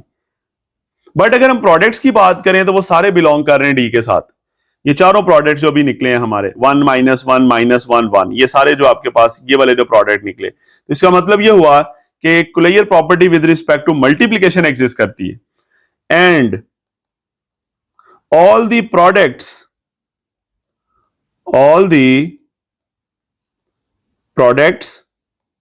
belong to set D. So D has the closure property with respect to multiplication. So D is closed with respect to multiplication. With respect to multiplication. तो यूं आपका क्वेश्चन नंबर 1 कंप्लीट हो जाता है। हमने हर set के बारे में बता दिया कि कौन कौन सा सेट क्लोजर प्रॉपर्टी होल्ड करता है विद रिस्पेक्ट टू एडिशन और कौन कौन सा होल्ड करता है with respect to multiplication. Now move to question 2। Question number 2 की बात करते हैं। क्वेश्चन नंबर 2 में कहते हैं name the properties used in the following equation. इसमें जितने भी लेटर्स आ रहे हैं, letters were used represent the real numbers, यानी सारे के सारे लेटर्स जैसे 4 9 A B जो भी यूज होगा वो सारे रियल नंबर्स हैं। ओके, सबसे पहले हम बात करते हैं फर्स्ट पार्ट की, जिसमें 4 + 9 लिखा हुआ है और इक्वल के बाद 9 + 4 लिखा हुआ है। तो यहां पे आप दो नंबर्स को जैसे मर्जी ऐड कर सकते हैं। हमने एक प्रॉपर्टी पढ़ी थी, commutative property with respect to addition, कि आप चाहे A + B कर लें या B + A कर लें। तो फर्स्ट पार्ट का रिजल्ट क्या होगा? Commutative. So we can say commutative property with respect to commutative property with respect to addition. This is the property used in the first part. Simple. Second में आते हैं। Second में तीन चीजें आपस में ऐड हो रही हैं। एक चीज है a, दूसरा है 1 और तीसरा है 3/4। अगर हम इक्वल से पहले देखें तो a और 1 के अराउंड ब्रैकेट है और बाद में 3/4 है, 3/4। और इक्वल के दूसरी तरफ देखें तो पहले 1 और 3/4 ऐड हो रहे हैं और बाद में शुरू में a लिखा हुआ है। यानी तीन नंबर्स को आप जिस मर्जी पैटर्न में ऐड कर लें, चाहे पहले ए और बी को ऐड कर लें बाद में सी कर लें, चाहे पहले बी और सी के अराउंड ब्रैकेट लगा के उन्हें ऐड करें बाद में उसमें ए ऐड कर दें, इससे फर्क नहीं पड़ता। और ये तीन नंबर्स के बारे में जो प्रॉपर्टी थी इसका नाम था एसोसिएटिव। क्या नाम है जी प्रॉपर्टी का? Associative property. और ये भी है विद रिस्पेक्ट टू एडिशन, क्योंकि इसमें भी तीन चीजें ऐड हो रही हैं। So result is for addition. So associative property with respect to addition. Third का भी सेम आंसर है, क्योंकि इसमें भी तीन चीजें हैं, √3, √5 और √7। पहले उसने 3 और 5 के अराउंड ब्रैकेट लगाई है और राइट साइड पे 5 और 7 के अराउंड ब्रैकेट लगाई है। इससे फर्क नहीं पड़ता, जिस मर्जी को पहले ऐड कर सकते हैं। So this is again we can say associative property. यहां हम लिख देते हैं associative property with respect to addition. यहां भी एसोसिएटिव प्रॉपर्टी एग्जिस्ट कर रही है with respect to addition. Okay, next बात करते हैं पार्ट नंबर 4 की, जिसमें 100 में 0 ऐड हो रहा है। और हमने पढ़ा था 0 अगर ऐड होता है, लेट से a + 0 लिख दें तो रिजल्ट a ही रहता है, a को फर्क नहीं पड़ता। तो दिस इज एडिटिव आइडेंटिटी। यहां पे जो प्रॉपर्टी यूज हो रही है वो है additive identity. Additive identity, simple. Next one में 1 मल्टीप्लाई हो रहा है फिफ्थ पार्ट में, तो 1 को मल्टीप्लाई होने से कोई फर्क नहीं पड़ता, तो ये मल्टीप्लिकेटिव आइडेंटिटी होगा। Simple multiplicative we can say identity, multiplicative identity. Next one में 4.1 है पॉजिटिव और यहां पे 4.1 है नेगेटिव। ये दोनों आपस में ऐड हो रहे हैं। दो ऑपोजिट साइंस जब ऐड होते हैं तो रिजल्ट आता है 0। तो इसका मतलब है 4.1 और -4.1 they are the additive inverse of each other. तो यहां जो प्रॉपर्टी है दैट इज एडिटिव इनवर्स, क्योंकि दो ऑपोजिट साइन जब ऐड होते हैं तो रिजल्ट क्या आता है 0। जैसे एक एडिटिव इनवर्स माइनस है 7 का -7, इसी तरह 4.1 का -4.1। अगला भी ऐसा ही है, यहां लिखा हुआ a माइनस ए, मैं कह सकता हूं a प्लस माइनस ए, यूं लिख सकते हैं इसे, यानी एक a है और एक माइनस a है, उनका सम कितना आ रहा है 0। तो ये भी कौन सी प्रॉपर्टी है, एडिटिव इनवर्स, क्योंकि दो चीजें जब ऑपोजिट साइन वाली ऐड होती हैं तो रिजल्ट आपका 0 ही निकलता है, तो additive inverse property. Next one, under root 2 multiply हो रहा है अंडर रूट 5 से, या अंडर रूट 5 मल्टीप्लाई हो रहा है अंडर रूट 2 से। दो नंबर्स को जैसे मर्जी मल्टीप्लाई करें, जिस मर्जी को पहले लिखें, जिस मर्जी को बाद में, रिजल्ट में कोई फर्क नहीं आता। So this is commutative property, ठीक है, लेकिन ये विद रिस्पेक्ट टू मल्टीप्लीकेशन है। Commutative property, commutative property with respect to multiplication, यहां मुझे लिखना होगा। So commutative property with respect to multiplication, this is the result. Okay, next क्या है हमारे पास, a into B minus C.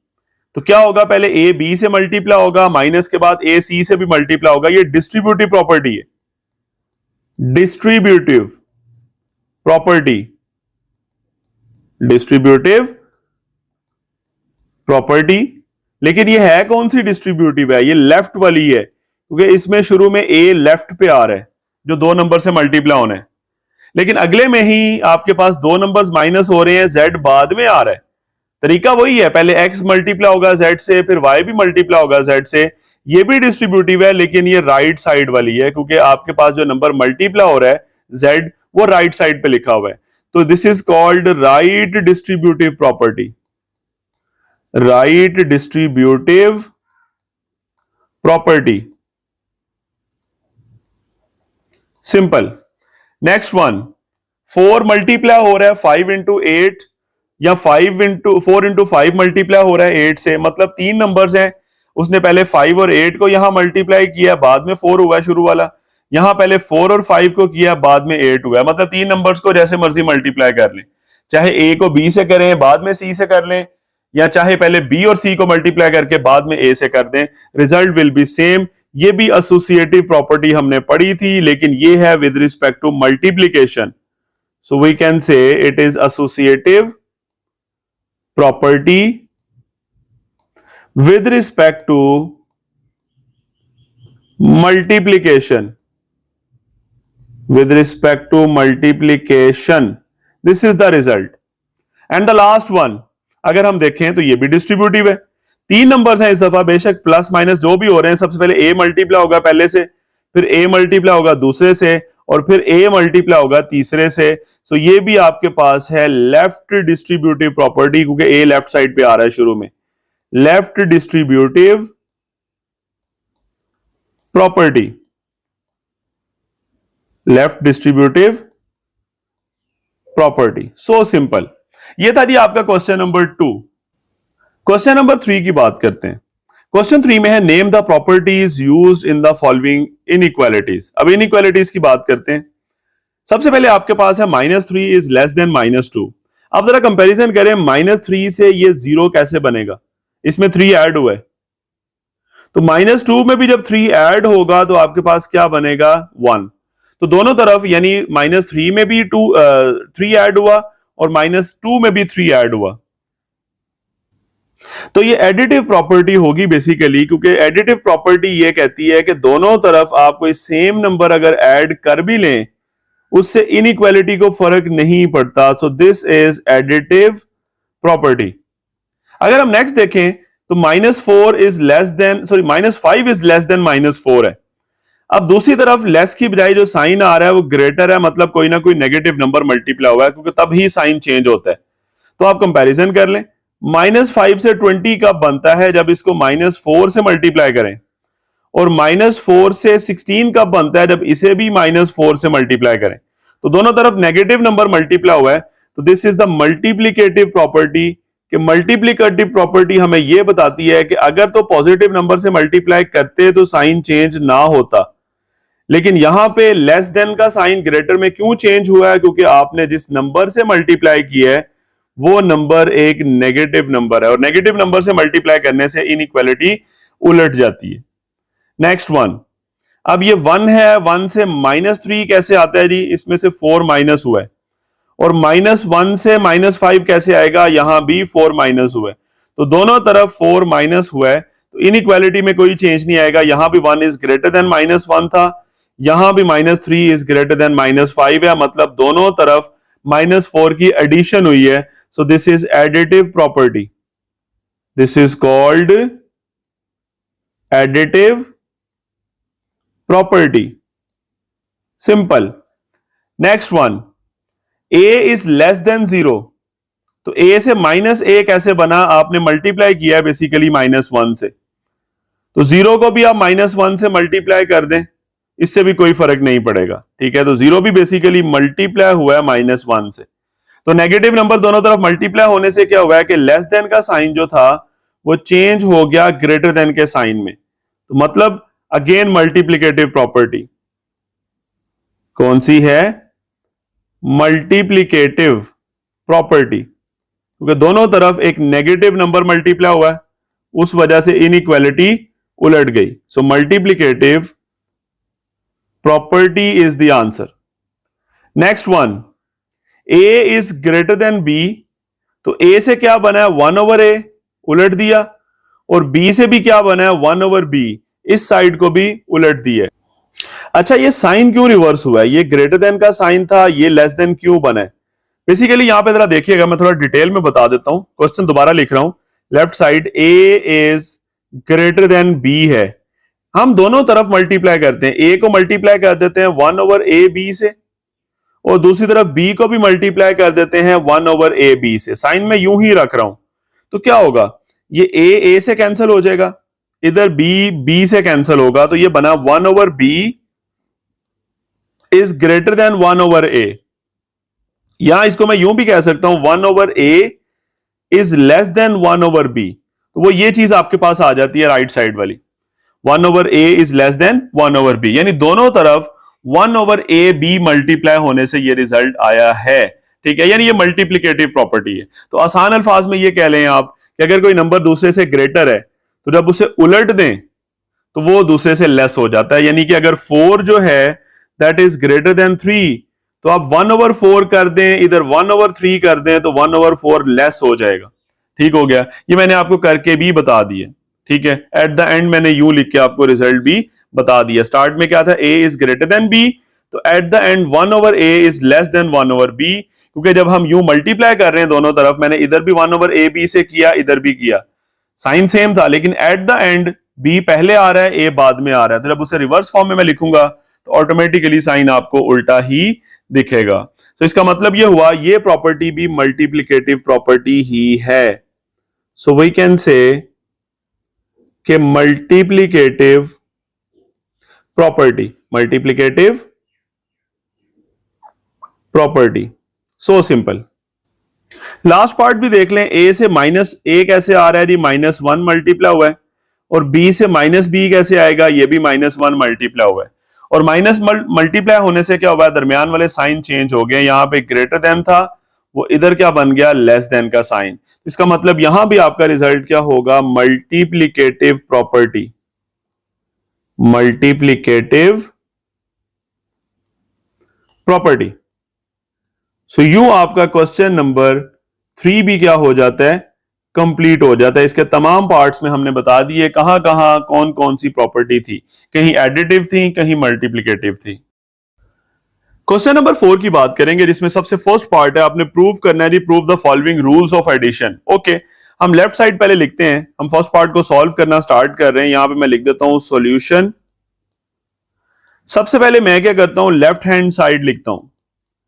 Left hand side क्या है? a over c plus b over c।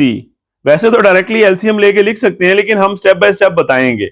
सबसे पहले मैं काम करता हूं, इसे लिख लेता हूं a multiply bye 1/c plus इसको लिख लेता हूं b मल्टीप्लाई बाय 1/c। ये सिंपल सी प्रॉपर्टी आप यूं लिख सकते हैं कि a मल्टीप्लाई बाय 1/b जो होता है ना, वो बेसिकली a/b के बराबर होता है। मैं साइड पे बता भी देता हूं कि ये इस तरह मैंने यूज किया है, क्योंकि a को 1 से मल्टीप्लाई करने से फर्क नहीं पड़ेगा, वो a/b ही रहेगा। सेम यहां पे भी मैंने a के साथ 1 लिख दिया है, नीचे c as it is. Okay, अब क्या करें? अब यहां पे आप 1/c को बेशक कॉमन निकाल लें, तो बाकी क्या बचा आपके पास a प्लस बी। ये डिस्ट्रीब्यूटिव लॉ अप्लाई किया मैंने रिवर्स ऑर्डर में। आप यहां पे देख लें, a जो है वो 1/c से मल्टीप्लाई होगा, तो ये फर्स्ट टर्म आपके पास बन जाएगी, और जब b आपका 1/c से मल्टीप्लाई होगा तो ये आपके पास सेकेंड टर्म बन जाएगी। इसका मतलब है कि ये डिस्ट्रीब्यूटिव प्रॉपर्टी अप्लाई करके हम यूं लिख सकते हैं। नेक्स्ट देखते हैं। अब नेक्स्ट आप क्या कर सकते हैं जी, ये a प्लस बी है, जब ये 1 से मल्टीप्लाई होगा तो इसको कोई फर्क नहीं पड़ेगा, क्योंकि एडिटिव सॉरी मल्टीप्लिकेटिव आइडेंटिटी कहती है कि 1 को मल्टीप्लाई करने से फर्क नहीं पड़ता। तो ये a प्लस बी ही रहेगा, और नीचे आपके पास क्या आ जाएगा c। यानी यही जो मैंने साइड पे लिखा हुआ है, ये दोबारा यही अप्लाई किया है कि a के साथ अगर 1/b है तो रिजल्ट क्या होता है a/b। मतलब a को आप 1 से मल्टीप्लाई करके a लिख दें और b को नीचे लिख दें। तो यहां पे a प्लस बी था, वो 1 से मल्टीप्लाई हुआ तो आपके पास a प्लस बी ही रहा, और नीचे c आ गया। तो यहां पे भी मैंने ये साइड पे बता दिया कि मैंने ये रूल अप्लाई किया है। और अब जो a plus b over c बना है, ये राइट हैंड साइड आपकी बन चुकी है। तो इसका मतलब ये हुआ कि मैं लेफ्ट हैंड साइड को सॉल्व करते हुए राइट हैंड साइड बना ली। हेंस हमने अपने क्वेश्चन को प्रूव कर दिया। Hence proved. सेकेंड पार्ट की बात करते हैं। मैंने लेफ्ट साइड लिखी हुई है a/b प्लस c/d। सबसे पहले मैं एक काम करता हूं, मैं इसे लिखता हूं a/b मल्टीप्लाई बाय 1 और प्लस c/d मल्टीप्लाई बाय 1। इससे फर्क नहीं पड़ेगा 1 को मल्टीप्लाई करने से, क्योंकि मल्टीप्लिकेटिव आइडेंटिटी होती है। ओके, अब मैं क्या करूंगा, बहुत ध्यान से देखिएगा। मैं लिख रहा हूं a/b और ये 1 की जगह मैं लिख लूंगा d मल्टीप्लाई बाय 1/d। इसी तरह c/d है, इसके साथ मैं लिखूंगा 1 की जगह b मल्टीप्लाई बाय 1/b। इस तरह होगा क्या? पहली बात है, क्या मैं ऐसा लिख सकता हूं? बिल्कुल मैं लिख सकता हूं। ये d और d कैंसिल होके वही 1 आएगा जो ऊपर है, क्योंकि d और 1/d एक दूसरे के मल्टीप्लिकेटिव इनवर्स है, मल्टीप्लाई होकर 1 ही आएगा जो ऊपर वाले स्टेप में लिखा हुआ है। इसी तरह यहां b और 1/b ये मल्टीप्लाई होंगे तो रिजल्ट 1 ही आएगा जो ऊपर लिखा हुआ है। मैंने यूं लिखा, यानी मैंने प्लस से पहले मैंने क्या किया, d और 1/d से मल्टीप्लाई कर दिया, और प्लस के बाद मैंने b और 1/b से मल्टीप्लाई कर दिया। d सबसे पहले 1 से मल्टीप्लाई होगा, यानी अगर हम यहां पे देखें तो d और 1 मल्टीप्लाई होकर d बनेगा, यहां b और 1 मल्टीप्लाई होकर b बनेगा। तो लिख देते हैं, यानी a/b as it is multiply by ये बनेगा d/d प्लस यहां c/d as it is multiply by क्या बनेगा b/b। यानी ये प्रॉपर्टी कौन सी यूज हुई है, मैं यहां पे लिख देता हूं। एक दफा मैंने पहले भी बताया आपको कि अगर a/b है ना, तो उसे यूं लिखा जा सकता है a मल्टीप्लाई बाय 1/b। तो a 1 से मल्टीप्लाई होगा a ही बनेगा, नीचे b एज इट इज। यहां भी वही काम हुआ कि d 1 से मल्टीप्लाई हुआ d ही रहा, नीचे वाला d as it is. So simple. Okay, आगे क्या बनेगा आपके पास देखते हैं। ये साइड वाला रफ वर्क मैं रिमूव कर देता हूं। ओके, नाउ ऊपर जब a d से मल्टीप्लाई होगा तो इसको a d लिख दें, और नीचे b d से मल्टीप्लाई होगा तो b d लिख दें। सिंपल मल्टीप्लिकेशन, आमने सामने वाली टर्म्स। प्लस इधर ऊपर क्या आएगा, c मल्टीप्लाई होगा b से, और नीचे d मल्टीप्लाई होगा b से, तो db। ओके, d के साथ सॉरी b था स्मॉल लेटर में। नाउ मैं एक काम करता हूं, यहां पे ऊपर है a d और नीचे है b d। यहां पे ऊपर सी बी है, इसको मैं बी सी लिख देता हूं, क्योंकि बी मल्टीप्लाई बाय सी कर दो या सी मल्टीप्लाई बाय बी कर दो, फर्क नहीं पड़ता commutative property with respect to multiplication. और नीचे भी मैं बी डी लिख देता हूं, डी बी की बजाय कॉम्यूटेटिव प्रॉपर्टी। यहां तक मैं पहुंच गया। अब एक काम करूंगा, a d as it is और मल्टीप्लाई बाय 1/bd, यूं मैंने लिख दिया। बी डी को मैंने अलहदा कर दिया, प्लस यहां भी b c as it is और मल्टीप्लाई कर दिया 1/bd, क्योंकि हमें प्रॉपर्टी पता है, अगेन वही चीज कि अगर a/b लिखा हो तो उसे लिखा जा सकता है a इंटू 1/b, यानी डिनोमिनेटर को अलहदा किया जा सकता है, मल्टीप्लाई कर दें 1 ओवर दैट डिनोमिनेटर, वही बनेगा आपके पास, ये a/b ही है बेसिकली। ओके, अब आप यहां पे 1 ओवर बी डी कॉमन निकाल लें। 1 ओवर बी डी कॉमन आ गया, so what will be the remaining? यहां पे आया ए डी और प्लस दूसरी तरफ क्या है, बी सी। अब ये a D plus B c को 1 से मल्टीप्लाई करेंगे, कोई फर्क नहीं पड़ेगा, सिंपल मल्टीप्लीकेटिव आइडेंटिटी 1 होती है। तो A D plus B c जब 1 से मल्टीप्लाई होगा सेम आएगा, और नीचे वाली term as it is b d. यही आपकी कौन सी साइड है, राइट हैंड साइड। यानी हमने इस पार्ट को भी प्रूव कर दिया, हेंस प्रूव्ड। अब स्टार्ट में देख सकते हैं राइट साइड यही थी, a D plus B c over c d. मैंने सी डी बोल दिया, एक्चुअली बी डी है, तो ये क्वेश्चन के अंदर प्रिंटिंग मिस्टेक है, थोड़ा सा मैं इसे ठीक कर देता हूं। यहां पे बी डी है, ये आपका क्वेश्चन था बेसिकली। अब बिल्कुल हमारा प्रूव हो चुका है, ये मिस प्रिंटिंग थी, क्वेश्चन के अंदर बी की जगह मैंने सी लिखा हुआ था। तो बहरहाल जी हमने लेफ्ट साइड को सॉल्व किया और आपके पास at the end right side बन गई। क्वेश्चन 5 की बात करते हैं। मैंने लेफ्ट साइड लिखी है -7 ओवर 12 और -5 ओवर 18। सबसे पहला स्टेप मैं यूं करूंगा, -7 ओवर 12 को मल्टीप्लाई कर दूंगा 1 से, और -5 ओवर 18 को भी मल्टीप्लाई करूंगा 1 से, क्योंकि 1 को मल्टीप्लाई करने से फर्क नहीं पड़ता, this is multiplicative identity property. अब क्या करना है, अब जरा राइट साइड पे देखें, डिनोमिनेटर में है 36।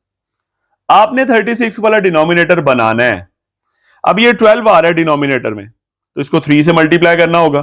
तो मैं एक काम करूंगा, -7 ओवर 12 है ना, यहां मैं लिख दूंगा कि 1 की जगह मैं लिखूंगा सिंपल 3 मल्टीप्लाई बाय 1 ओवर 3। एक ही बात है, कैंसिल होके 1 ही आना है, बिकॉज 3 और 1 ओवर 3 मल्टीप्लीकेटिव इनवर्स हैं एक दूसरे के।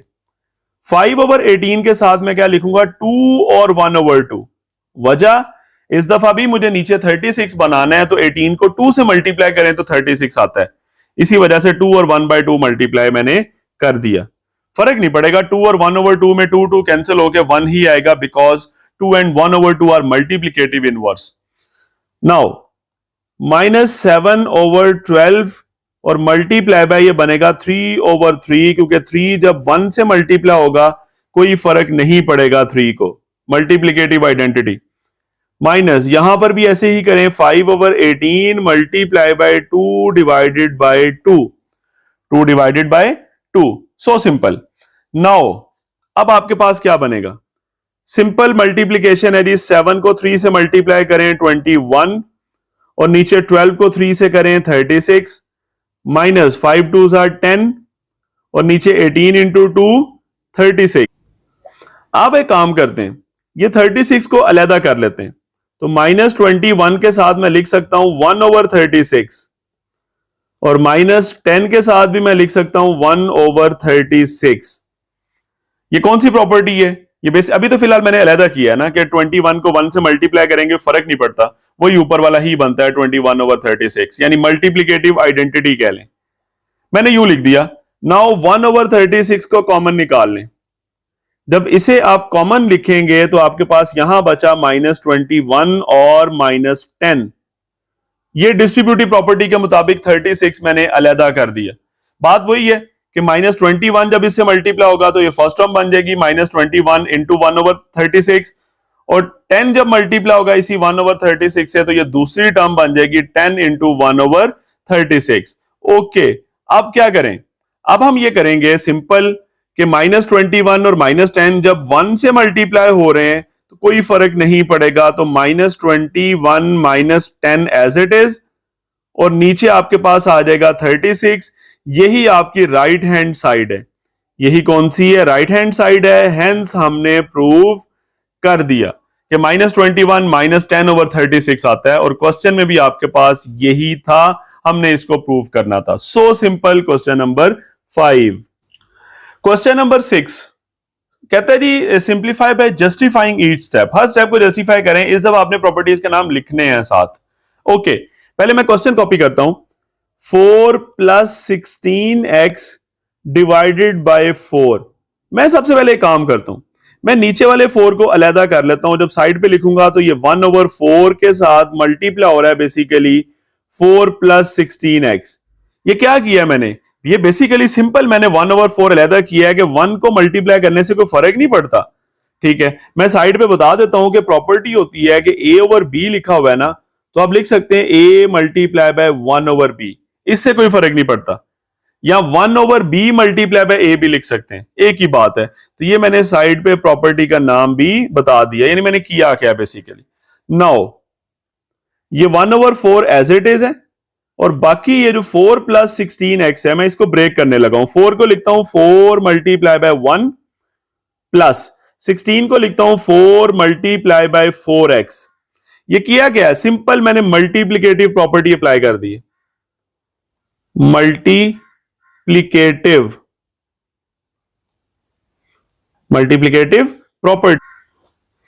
प्रॉपर्टी मैं मल्टीप्लीकेटिव प्रॉपर्टी का वर्ड क्यों यूज कर रहा हूं, हालांकि यहां पे 4 इंटू 1 है, ये मल्टीप्लीकेटिव आइडेंटिटी का वर्ड भी यूज हो सकता है, लेकिन यहां पे 4 इंटू 4 है कि दो नंबर्स मल्टीप्लाई हो रहे हैं, वही 16 बनता है ऊपर वाला। यानी सिंपल में रूल ऑफ मल्टीप्लीकेशन, एक चीज को ब्रेक कर सकते हैं दो टर्म्स के प्रोडक्ट में। ओके, अब एक काम करें, ये 1 ओवर 4 है ना, अब ब्रैकेट में से 4 कॉमन निकाल लें, बाकी बचेगा 1 प्लस 4x। तो 4 बाहर लिखा हुआ है, तो ये डिस्ट्रीब्यूटिव प्रॉपर्टी है कि ये 4 जब 1 से मल्टीप्लाई होगा तो वही पहले वाला आ जाएगा, 4 जब इस 4x से मल्टीप्लाई होगा वही दूसरे वाला आ जाएगा। मतलब हम यूं लिख सकते हैं, यहां पे मैं साइड पे बता देता हूं कि कौन सी प्रॉपर्टी है, डिस्ट्रीब्यूटिव प्रॉपर्टी। डिस्ट्रीब्यूटिव प्रॉपर्टी मैंने लिख दिया। नाउ अब जरा देखें, ये 1 ओवर 4 और 4 ये दोनों एक दूसरे के क्या हैं, basically they are the multiplicative inverse of each other. तो ये कट जाएंगे आपस में, तो 1 आ जाएगा, और आगे लिख दें 1 plus 4x as it is. हुआ क्या, बेसिकली मल्टीप्लीकेटिव इनवर्स प्रॉपर्टी यहां पे लगी है। यहां पे साइड पे मुझे बताना होगा नाम, तो मैं लिख देता हूं कि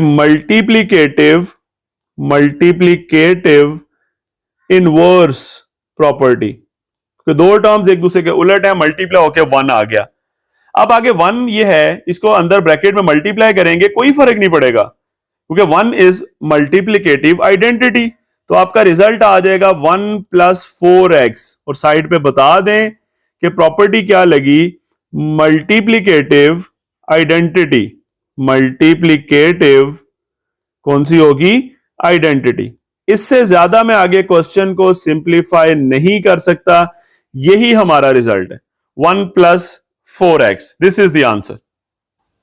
सेकेंड पार्ट की बात करते हैं, तो सबसे पहले मैं सॉल्यूशन में आता हूं।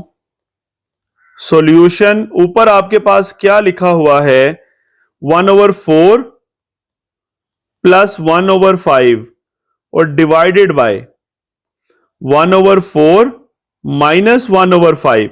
अब एक वैसे कॉमन सेंस है, सिंपल मैथमेटिक्स ये कहता है ऊपर 4 और 5 आ रहे हैं डिनोमिनेटर में, तो एलसीएम बनेगा 20, 4 इंटू 5 20 होता है, तो मैं 20 बनाऊंगा ऊपर भी और नीचे भी। सो देखते हैं, सबसे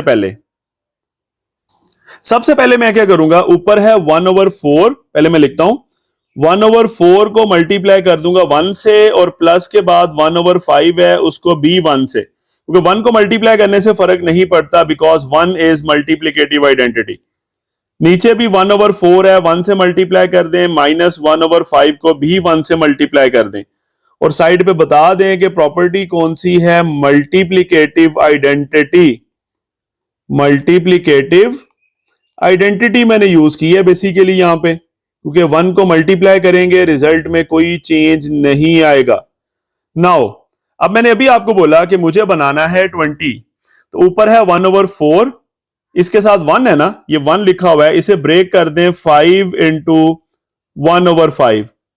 5 क्यों किया, क्योंकि ये 4 है ना, तो 4 को 5 से मल्टीप्लाई करेंगे तो 20 बनता है, प्लस अब 1 ओवर 5 है, इसके साथ क्या मल्टीप्लाई होगा, यानी 1 की जगह क्या लिखूंगा, 4 इंटू 1 ओवर 4, 4 इंटू 1 ओवर 4, यहां पे 5 इंटू 4 20 बन जाएगा नीचे। सेम काम मैं नीचे करूंगा, डिनोमिनेटर में नीचे भी यही चीजें हैं, 1 ओवर 4 मल्टीप्लाई बाय 1 था, उसकी जगह लिख लें 5 इंटू 1 ओवर 5 माइनस 1 ओवर 5 के आगे फिर 1 था ये वाला, उसकी जगह मैंने लिख दिया 4 इंटू 1 ओवर 4। और ये प्रॉपर्टी कौन सी है, मल्टीप्लीकेटिव इनवर्स।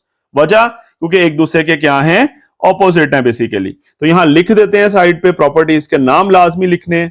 सो मल्टीप्लीकेटिव इनवर्स प्रॉपर्टी, मल्टीप्लीकेटिव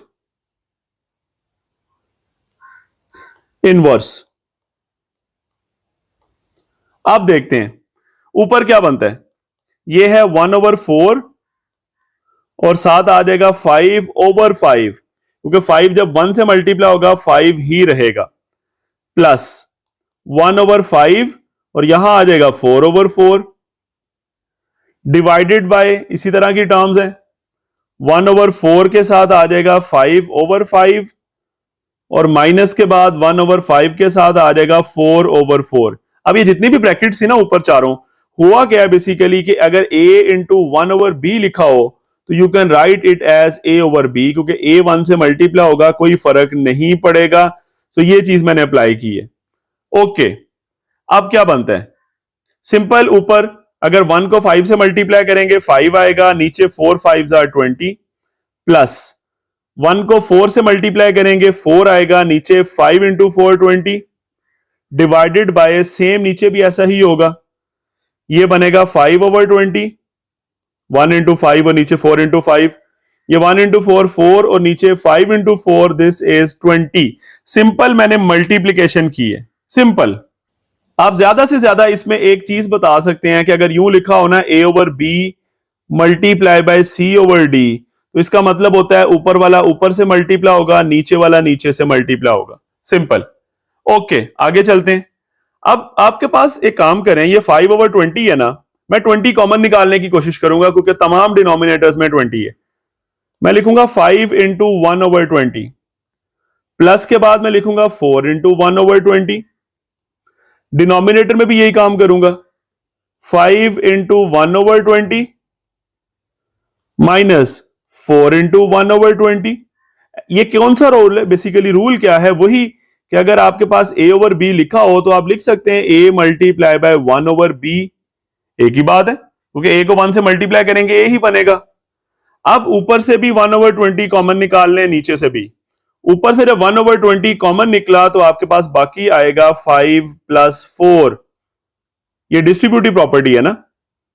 और नीचे भी अगर आप 1/20 बाहर रखेंगे तो बीच में ब्रैकेट में क्या आ जाएगा, 5 - 4, ये डिस्ट्रीब्यूटिव है कि 5 जो है वो भी 1/20 से मल्टीप्लाई होगा, 4 भी 1/20 से मल्टीप्लाई होगा, ऊपर वाला स्टेप बन जाएगा। तो मुझे साइड पे लिखना होगा मैंने किया कौन सी प्रॉपर्टी अप्लाई की है, this is distributive, distributive law भी कह सकते हैं, डिस्ट्रीब्यूटिव प्रॉपर्टी का वर्ड भी बोला जा सकता है।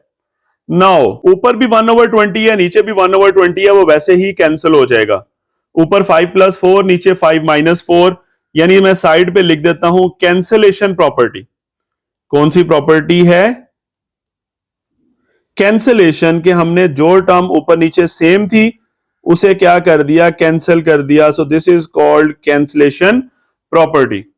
ऊपर 5 + 4 है, वो आपके पास आ जाएगा 9, 5 - 4 वो 1 आ जाएगा बेसिक, और डिनोमिनेटर में 1 लिखना लाजमी नहीं होता, तो सिंपल आपका 9 क्या निकल आएगा, आंसर आ जाएगा। तो यूं हमने इस पार्ट को भी सॉल्व किया और हर स्टेप के साथ साथ मैंने कौन कौन सी प्रॉपर्टीज अप्लाई की वो मेंशन भी कर दी। तो this is totally about part number 2। Now move to part 3। ये वाला पार्ट भी बिल्कुल सेकंड की तरह ही होगा। यहां पे a/b और c/d है, वहां पे हमारे पास नंबर्स थे। ओके, तो देखते हैं। सबसे पहला स्टेप आप हमेशा यही करेंगे कि 1 से मल्टीप्लाई करें हर टर्म को। ये a/b है ना, इसके साथ भी 1 और प्लस c/d के साथ भी 1 डिवाइडेड बाय, नीचे भी यही काम, a/b के साथ भी 1 और c/d के साथ भी 1, माइनस साइन है बीच में। और ये प्रॉपर्टी क्या है, मल्टीप्लिकेटिव आइडेंटिटी, क्योंकि मल्टीप्लिकेटिव आइडेंटिटी 1 होती है और 1 को मल्टीप्लाई करने से कोई फर्क नहीं पड़ता। सो this is multiplicative identity property. Okay, अब क्या करना है, अब जरा सोचें एलसीएम क्या बनेगा। जैसे पिछले पार्ट में 20 था, यहां पे एलसीएम बनेगा b इंटू डी, क्योंकि b और d दो टर्म्स आ रही हैं, और नीचे भी b इंटू डी, तो आपने बी डी बनाना है। तो अब हमारे पास अगर हम देखें, सबसे पहले मैं ऊपर वाला स्टेप लिखता हूं, ए ओवर बी है। अब बी मौजूद है, मुझे डी चाहिए डिनोमिनेटर में, बी डी एलसीएम बनाने के लिए, बी डी, ठीक है। तो डी चाहिए, तो ये वन की जगह, इस वन की जगह मैं लिख लेता हूं D multiply by 1 over D. Similarly आगे चलते हैं, प्लस सी ओवर डी है, तो मुझे एलसीएम में बी डी बनाना है, तो डी लिखा हुआ है, बी मिसिंग है, तो ये वन की जगह मैं लिखूंगा B multiply by 1 over B, बिल्कुल जैसे प्रीवियस पार्ट में 20 बनाने के लिए हमने किया था, डिवाइडेड बाय, यही काम नीचे होगा कि ए ओवर बी है ना, इसके साथ मैं लिखूंगा डी इंटू 1 ओवर डी, और प्लस सी ओवर डी है, सॉरी माइनस है सी ओवर डी, और यहां मैं लिखूंगा बी इंटू 1 ओवर बी। और ये क्या प्रॉपर्टी है? Multiplicative inverse property. कौन सी है? Multiplicative inverse. मैं यहां लिख देता हूं मल्टीप्लीकेटिव इनवर्स, क्योंकि दो नंबर्स डी और 1 ओवर डी हो, कैंसिल होके 1 आएगा, या b और 1 ओवर b हो तो कैंसिल होके 1 ही आएगा, जो ऊपर वाले स्टेप्स में थे 1। ओके, अब क्या करूं, ये ऊपर a ओवर b है, तो d इंटू 1 ओवर डी की जगह मैं लिख लूंगा d ओवर डी, क्योंकि सिंपल d जब 1 से मल्टीप्लाई होगा d ही रहेगा, प्लस c ओवर d, और यहां भी क्या बनेगा b over b, divided by, यही टर्म्स हैं, बीच में माइनस है, तो नीचे है a over b into D over D, minus C over D into D over D. ये प्रॉपर्टी कौन सी है? सिंपल सी प्रॉपर्टी है कि अगर यूं लिखा हो ना a इंटू 1 ओवर बी, तो आप लिख सकते हैं a divided by b, simple. Now simple multiplication आपस में करें, a जब d से मल्टीप्लाई होगा तो a d डिवाइडेड बाय क्या है b d, प्लस c जब b से मल्टीप्लाई होगा c b डिवाइडेड बाय क्या है डी बी, डिवाइडेड बाय, नीचे भी ऐसे ही A D over B D, minus C B से मल्टीप्लाई होगा और नीचे डी बी से। अब एक ये सिंपल मल्टीप्लीकेशन आप यूं लिख सकते हैं कि a ओवर b अगर मल्टीप्लाई हो रहा है ना c ओवर d से, तो सीधा सीधा a c होता है और नीचे b d होता है, मतलब आमने सामने वाली टर्म्स आपस में मल्टीप्लाई हो जाएंगी। अब ये डिनोमिनेटर सारे एक जैसे हैं b d, लेकिन कहीं b d है कहीं d b है। अगर आप गौर करें तो यहां b d है लेकिन यहां d b है, फर्क नहीं पड़ता, मल्टीप्लाई हो रहे हैं, जिस मर्जी को पहले लिखें जिस मर्जी को बाद में, लेकिन एक स्टेप हम कर लेते हैं। A D over B D को मैंने एज इट इज रहने दिया, प्लस ये सी बी है, इसे मैं कह लेता हूं बी सी, और नीचे डी बी है, इसे मैं कहता हूं बी डी। इससे फर्क नहीं पड़ेगा क्योंकि जिस मर्जी को पहले लिखें जिस मर्जी को बाद में, ये प्रॉपर्टी लिख देते हैं। बहरहाल कौन सी है? Commutative property. This is called commutative property. ये कॉम्यूटेटिव प्रॉपर्टी है with respect to multiplication. Same नीचे भी यही काम होगा, A D over B D minus यहां सी बी है ना, इसे लिख लें बी सी, और नीचे डी बी की जगह लिख लें बी इंटू डी। अब आगे हम क्या करेंगे, ओवरऑल हर एक के नीचे बी डी आ रहा है, तो बी डी में सेपरेट करने की कोशिश करता हूं। तो ये ए डी है ना, इसके साथ 1 over B D, plus B C है, इसके साथ भी 1 ओवर बी डी, मैं 1 ओवर बी डी अलहदा कर रहा हूं। सेम नीचे भी यही काम होगा जी, यहां लिख लेता हूं डिवाइडेड बाय, इक्वल का साइन हम यहां पे लिख देते हैं, same A D into 1 over B D minus B C into 1 over B D. मैंने हर एक में बी डी को अलहदा कर दिया क्योंकि मैं यहां पे लिख देता हूं कि अगर a ओवर b लिखा हो so we can write it as a into 1 over b, कोई फर्क नहीं पड़ेगा, ए डी 1 से मल्टीप्लाई होगा वही A D over B D आएगा ऊपर वाला, तो इसका मतलब मैं यूं लिख सकता हूं। अब एक काम करें, ऊपर से भी 1 ओवर बी डी कॉमन निकाल लें और नीचे से भी, ऊपर आपके पास आएगा A D plus B C, और मैंने कॉमन क्या निकाल लिया 1 ओवर बी डी, नीचे भी 1 ओवर बी डी कॉमन निकालें, तो बाकी बचा ए डी माइनस बी सी। अब ये 1 ओवर बी डी ऊपर भी कॉमन निकाला है नीचे भी कॉमन निकाला है, ये डिस्ट्रीब्यूटिव प्रॉपर्टी है, क्योंकि वही बात है ए डी जब 1 से मल्टीप्लाई होगा तो ए D into 1 over B D ये फर्स्ट बन जाएगा, और जब ये बी सी 1 से मल्टीप्लाई होगा तो ये आपके पास सेकंड वाला आ जाएगा, वही चीज आएगी जो लिखी हुई है हमने बेसिकली। कौन सी प्रॉपर्टी हुई फिर ये? Distributive. This is called distributive property. Distributive property, simple. अब ऊपर भी 1/BD है, नीचे भी 1/BD है, वो सिंपल कैंसिल कर दें और आपका बाकी रिजल्ट बच जाएगा। मतलब कैंसिलेशन प्रॉपर्टी के बाद बचेगा AD plus BC divided by AD minus BC। और साइड पे मैं लिख देता हूं कि प्रॉपर्टी कौन सी लगी इस दफा? Cancellation property. कि एक टर्म ऊपर थी, वही टर्म नीचे थी, तो हम उनको कैंसिल कर सकते हैं। So this is the answer. ये आपका क्या होगा? रिजल्ट होगा AD plus BC over AD minus BC। Last part की बात करते हैं, पार्ट 4 की। 1/A minus 1/B divided by 1 minus 1/A 1/B। अब यहां पे भी सबसे पहले वही काम करूंगा, मैं सोच लूंगा एलसीएम क्या बनता है। ऊपर डिनोमिनेटर A और B है तो एलसीएम आएगा AB, और नीचे भी A और B है तो AB एलसीएम आएगा, तो इसका मतलब मुझे AB बनाना है।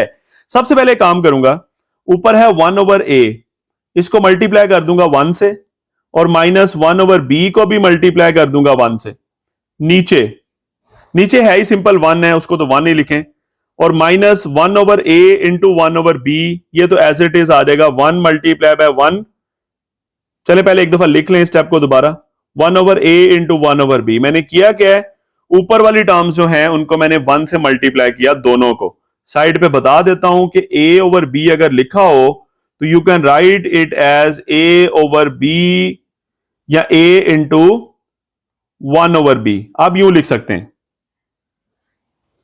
यहां पे सिंपल ऊपर प्रॉपर्टी यूज हुई है मल्टीप्लिकेटिव आइडेंटिटी, क्योंकि 1 को मल्टीप्लाई करने से फर्क नहीं पड़ता, तो लिख देते हैं मल्टीप्लिकेटिव आइडेंटिटी। मल्टीप्लिकेटिव आइडेंटिटी ये मैंने लिख दिया। ओके, अब आगे चलते हैं थोड़ा सा। अब मैंने वही बोला एलसीएम AB बनाना है, तो ऊपर है 1/A, इक्वल का साइन मैं यहां पे लिख देता हूं क्योंकि यहां पे डिनोमिनेटर वाला आएगा टर्म। ओके, ऊपर 1/A के साथ 1 है, ये 1 लिखा हुआ है ना, तो मैं 1 को ब्रेक कर देता हूं B एंड 1/B। ठीक है, तो आपके पास वही A जब B से मल्टीप्लाई होगा तो AB बन जाएगा एलसीएम। तो मैंने B और 1/B से मल्टीप्लाई किया, माइनस 1/B है, इसको भी मल्टीप्लाई करूंगा मैं किससे? A एंड 1/A से, क्योंकि इस दफा भी यहां पे 1 लिखा हुआ था, मैंने उसकी जगह A और 1/A लिख दिया ताकि हमारा एलसीएम बन सके, क्या बन सके? AB। ओके, नीचे ये आपके पास 1 है, सिंपल 1 एक ही टर्म है, तो मैं यूं करता हूं, इसे ही लिख देता हूं AB multiply by 1/AB। AB इकट्ठा लिख लें, AB इंटू 1/AB, वही मल्टीप्लिकेटिव इनवर्स है, एक दूसरे के कट के वही 1 आना है ऊपर वाला, और अगला सेम ही है 1/A और 1/B एज इट इज। तो मैंने किया क्या, overall multiplicative inverse property apply की है यहां पे। तो मैं लिख देता हूं आगे, यहां पे लिख देता हूं थोड़ा सा, multiplicative inverse property. Multiplicative inverse, क्योंकि हर एक में ब्रैकेट्स में आपको जो चीजें नजर आ रही हैं, टर्म्स नजर आ रही हैं, वो कैंसिल होकर आंसर 1 देंगी, यानी ऊपर वाला स्टेप बनता जाएगा। नाउ क्या बनेगा जी, आपके पास ये 1/A है, ये B इंटू 1/B की जगह मैं B/B लिख दूंगा, क्योंकि वही प्रॉपर्टी कि आपके पास ये B जब 1 से मल्टीप्लाई होगा कोई फर्क नहीं पड़ेगा।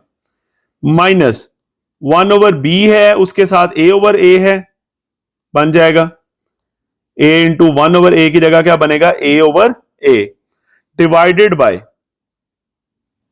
इक्वल का साइन यहां लिखेंगे, नीचे क्या बना जी? AB/AB, और minus 1/A into 1/B as it is, क्योंकि यहां पे एलसीएम AB बना हुआ है। और साइड पे बता दें कि अगर यूं लिखा हो बेसिकली A इंटू 1/B, तो आप इसे इकट्ठा करके A/B लिख सकते हैं। ठीक हो गया?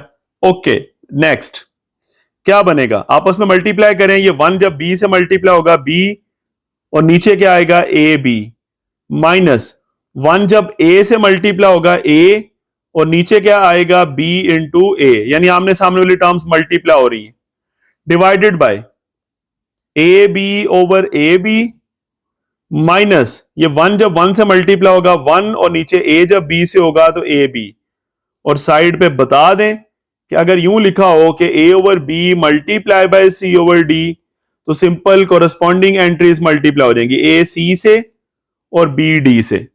नाउ अब एक स्टेप मैं सिर्फ करूंगा, ये बी ए लिखा हुआ है, ये इसको मैं ए बी लिखूंगा कॉम्यूटेटिव प्रॉपर्टी के मुताबिक। तो पहली वाली terms as it is B over A B minus A over A B divided by A B divided by A B minus 1 divided by A B. तो यहां मैं लिख देता हूं कि कॉम्यूटेटिव प्रॉपर्टी अप्लाई हुई है कि ए बी की जगह मैंने बी ए की जगह ए बी बना लिया। सो कॉम्यूटेटिव प्रॉपर्टी या कॉम्यूटेटिव लॉ भी आप कह सकते हैं, कॉम्यूटेटिव आप प्रॉपर्टी का वर्ड भी यूज कर सकते हैं। नाउ अब ए बी ओवरऑल हर टर्म के डिनोमिनेटर में, उसको सेपरेट करें ताकि ऊपर नीचे से कैंसिल हो जाए। तो मैं लिखता हूं B into 1 over A B minus A into 1 over A B divided by A B into 1 over A B minus 1 into 1 over A B. और साइड पे बता दें कि प्रॉपर्टी क्या है कि अगर a ओवर b लिखा हो तो आप यूं लिख सकते हैं a इंटू 1 ओवर b, कोई फर्क नहीं पड़ेगा।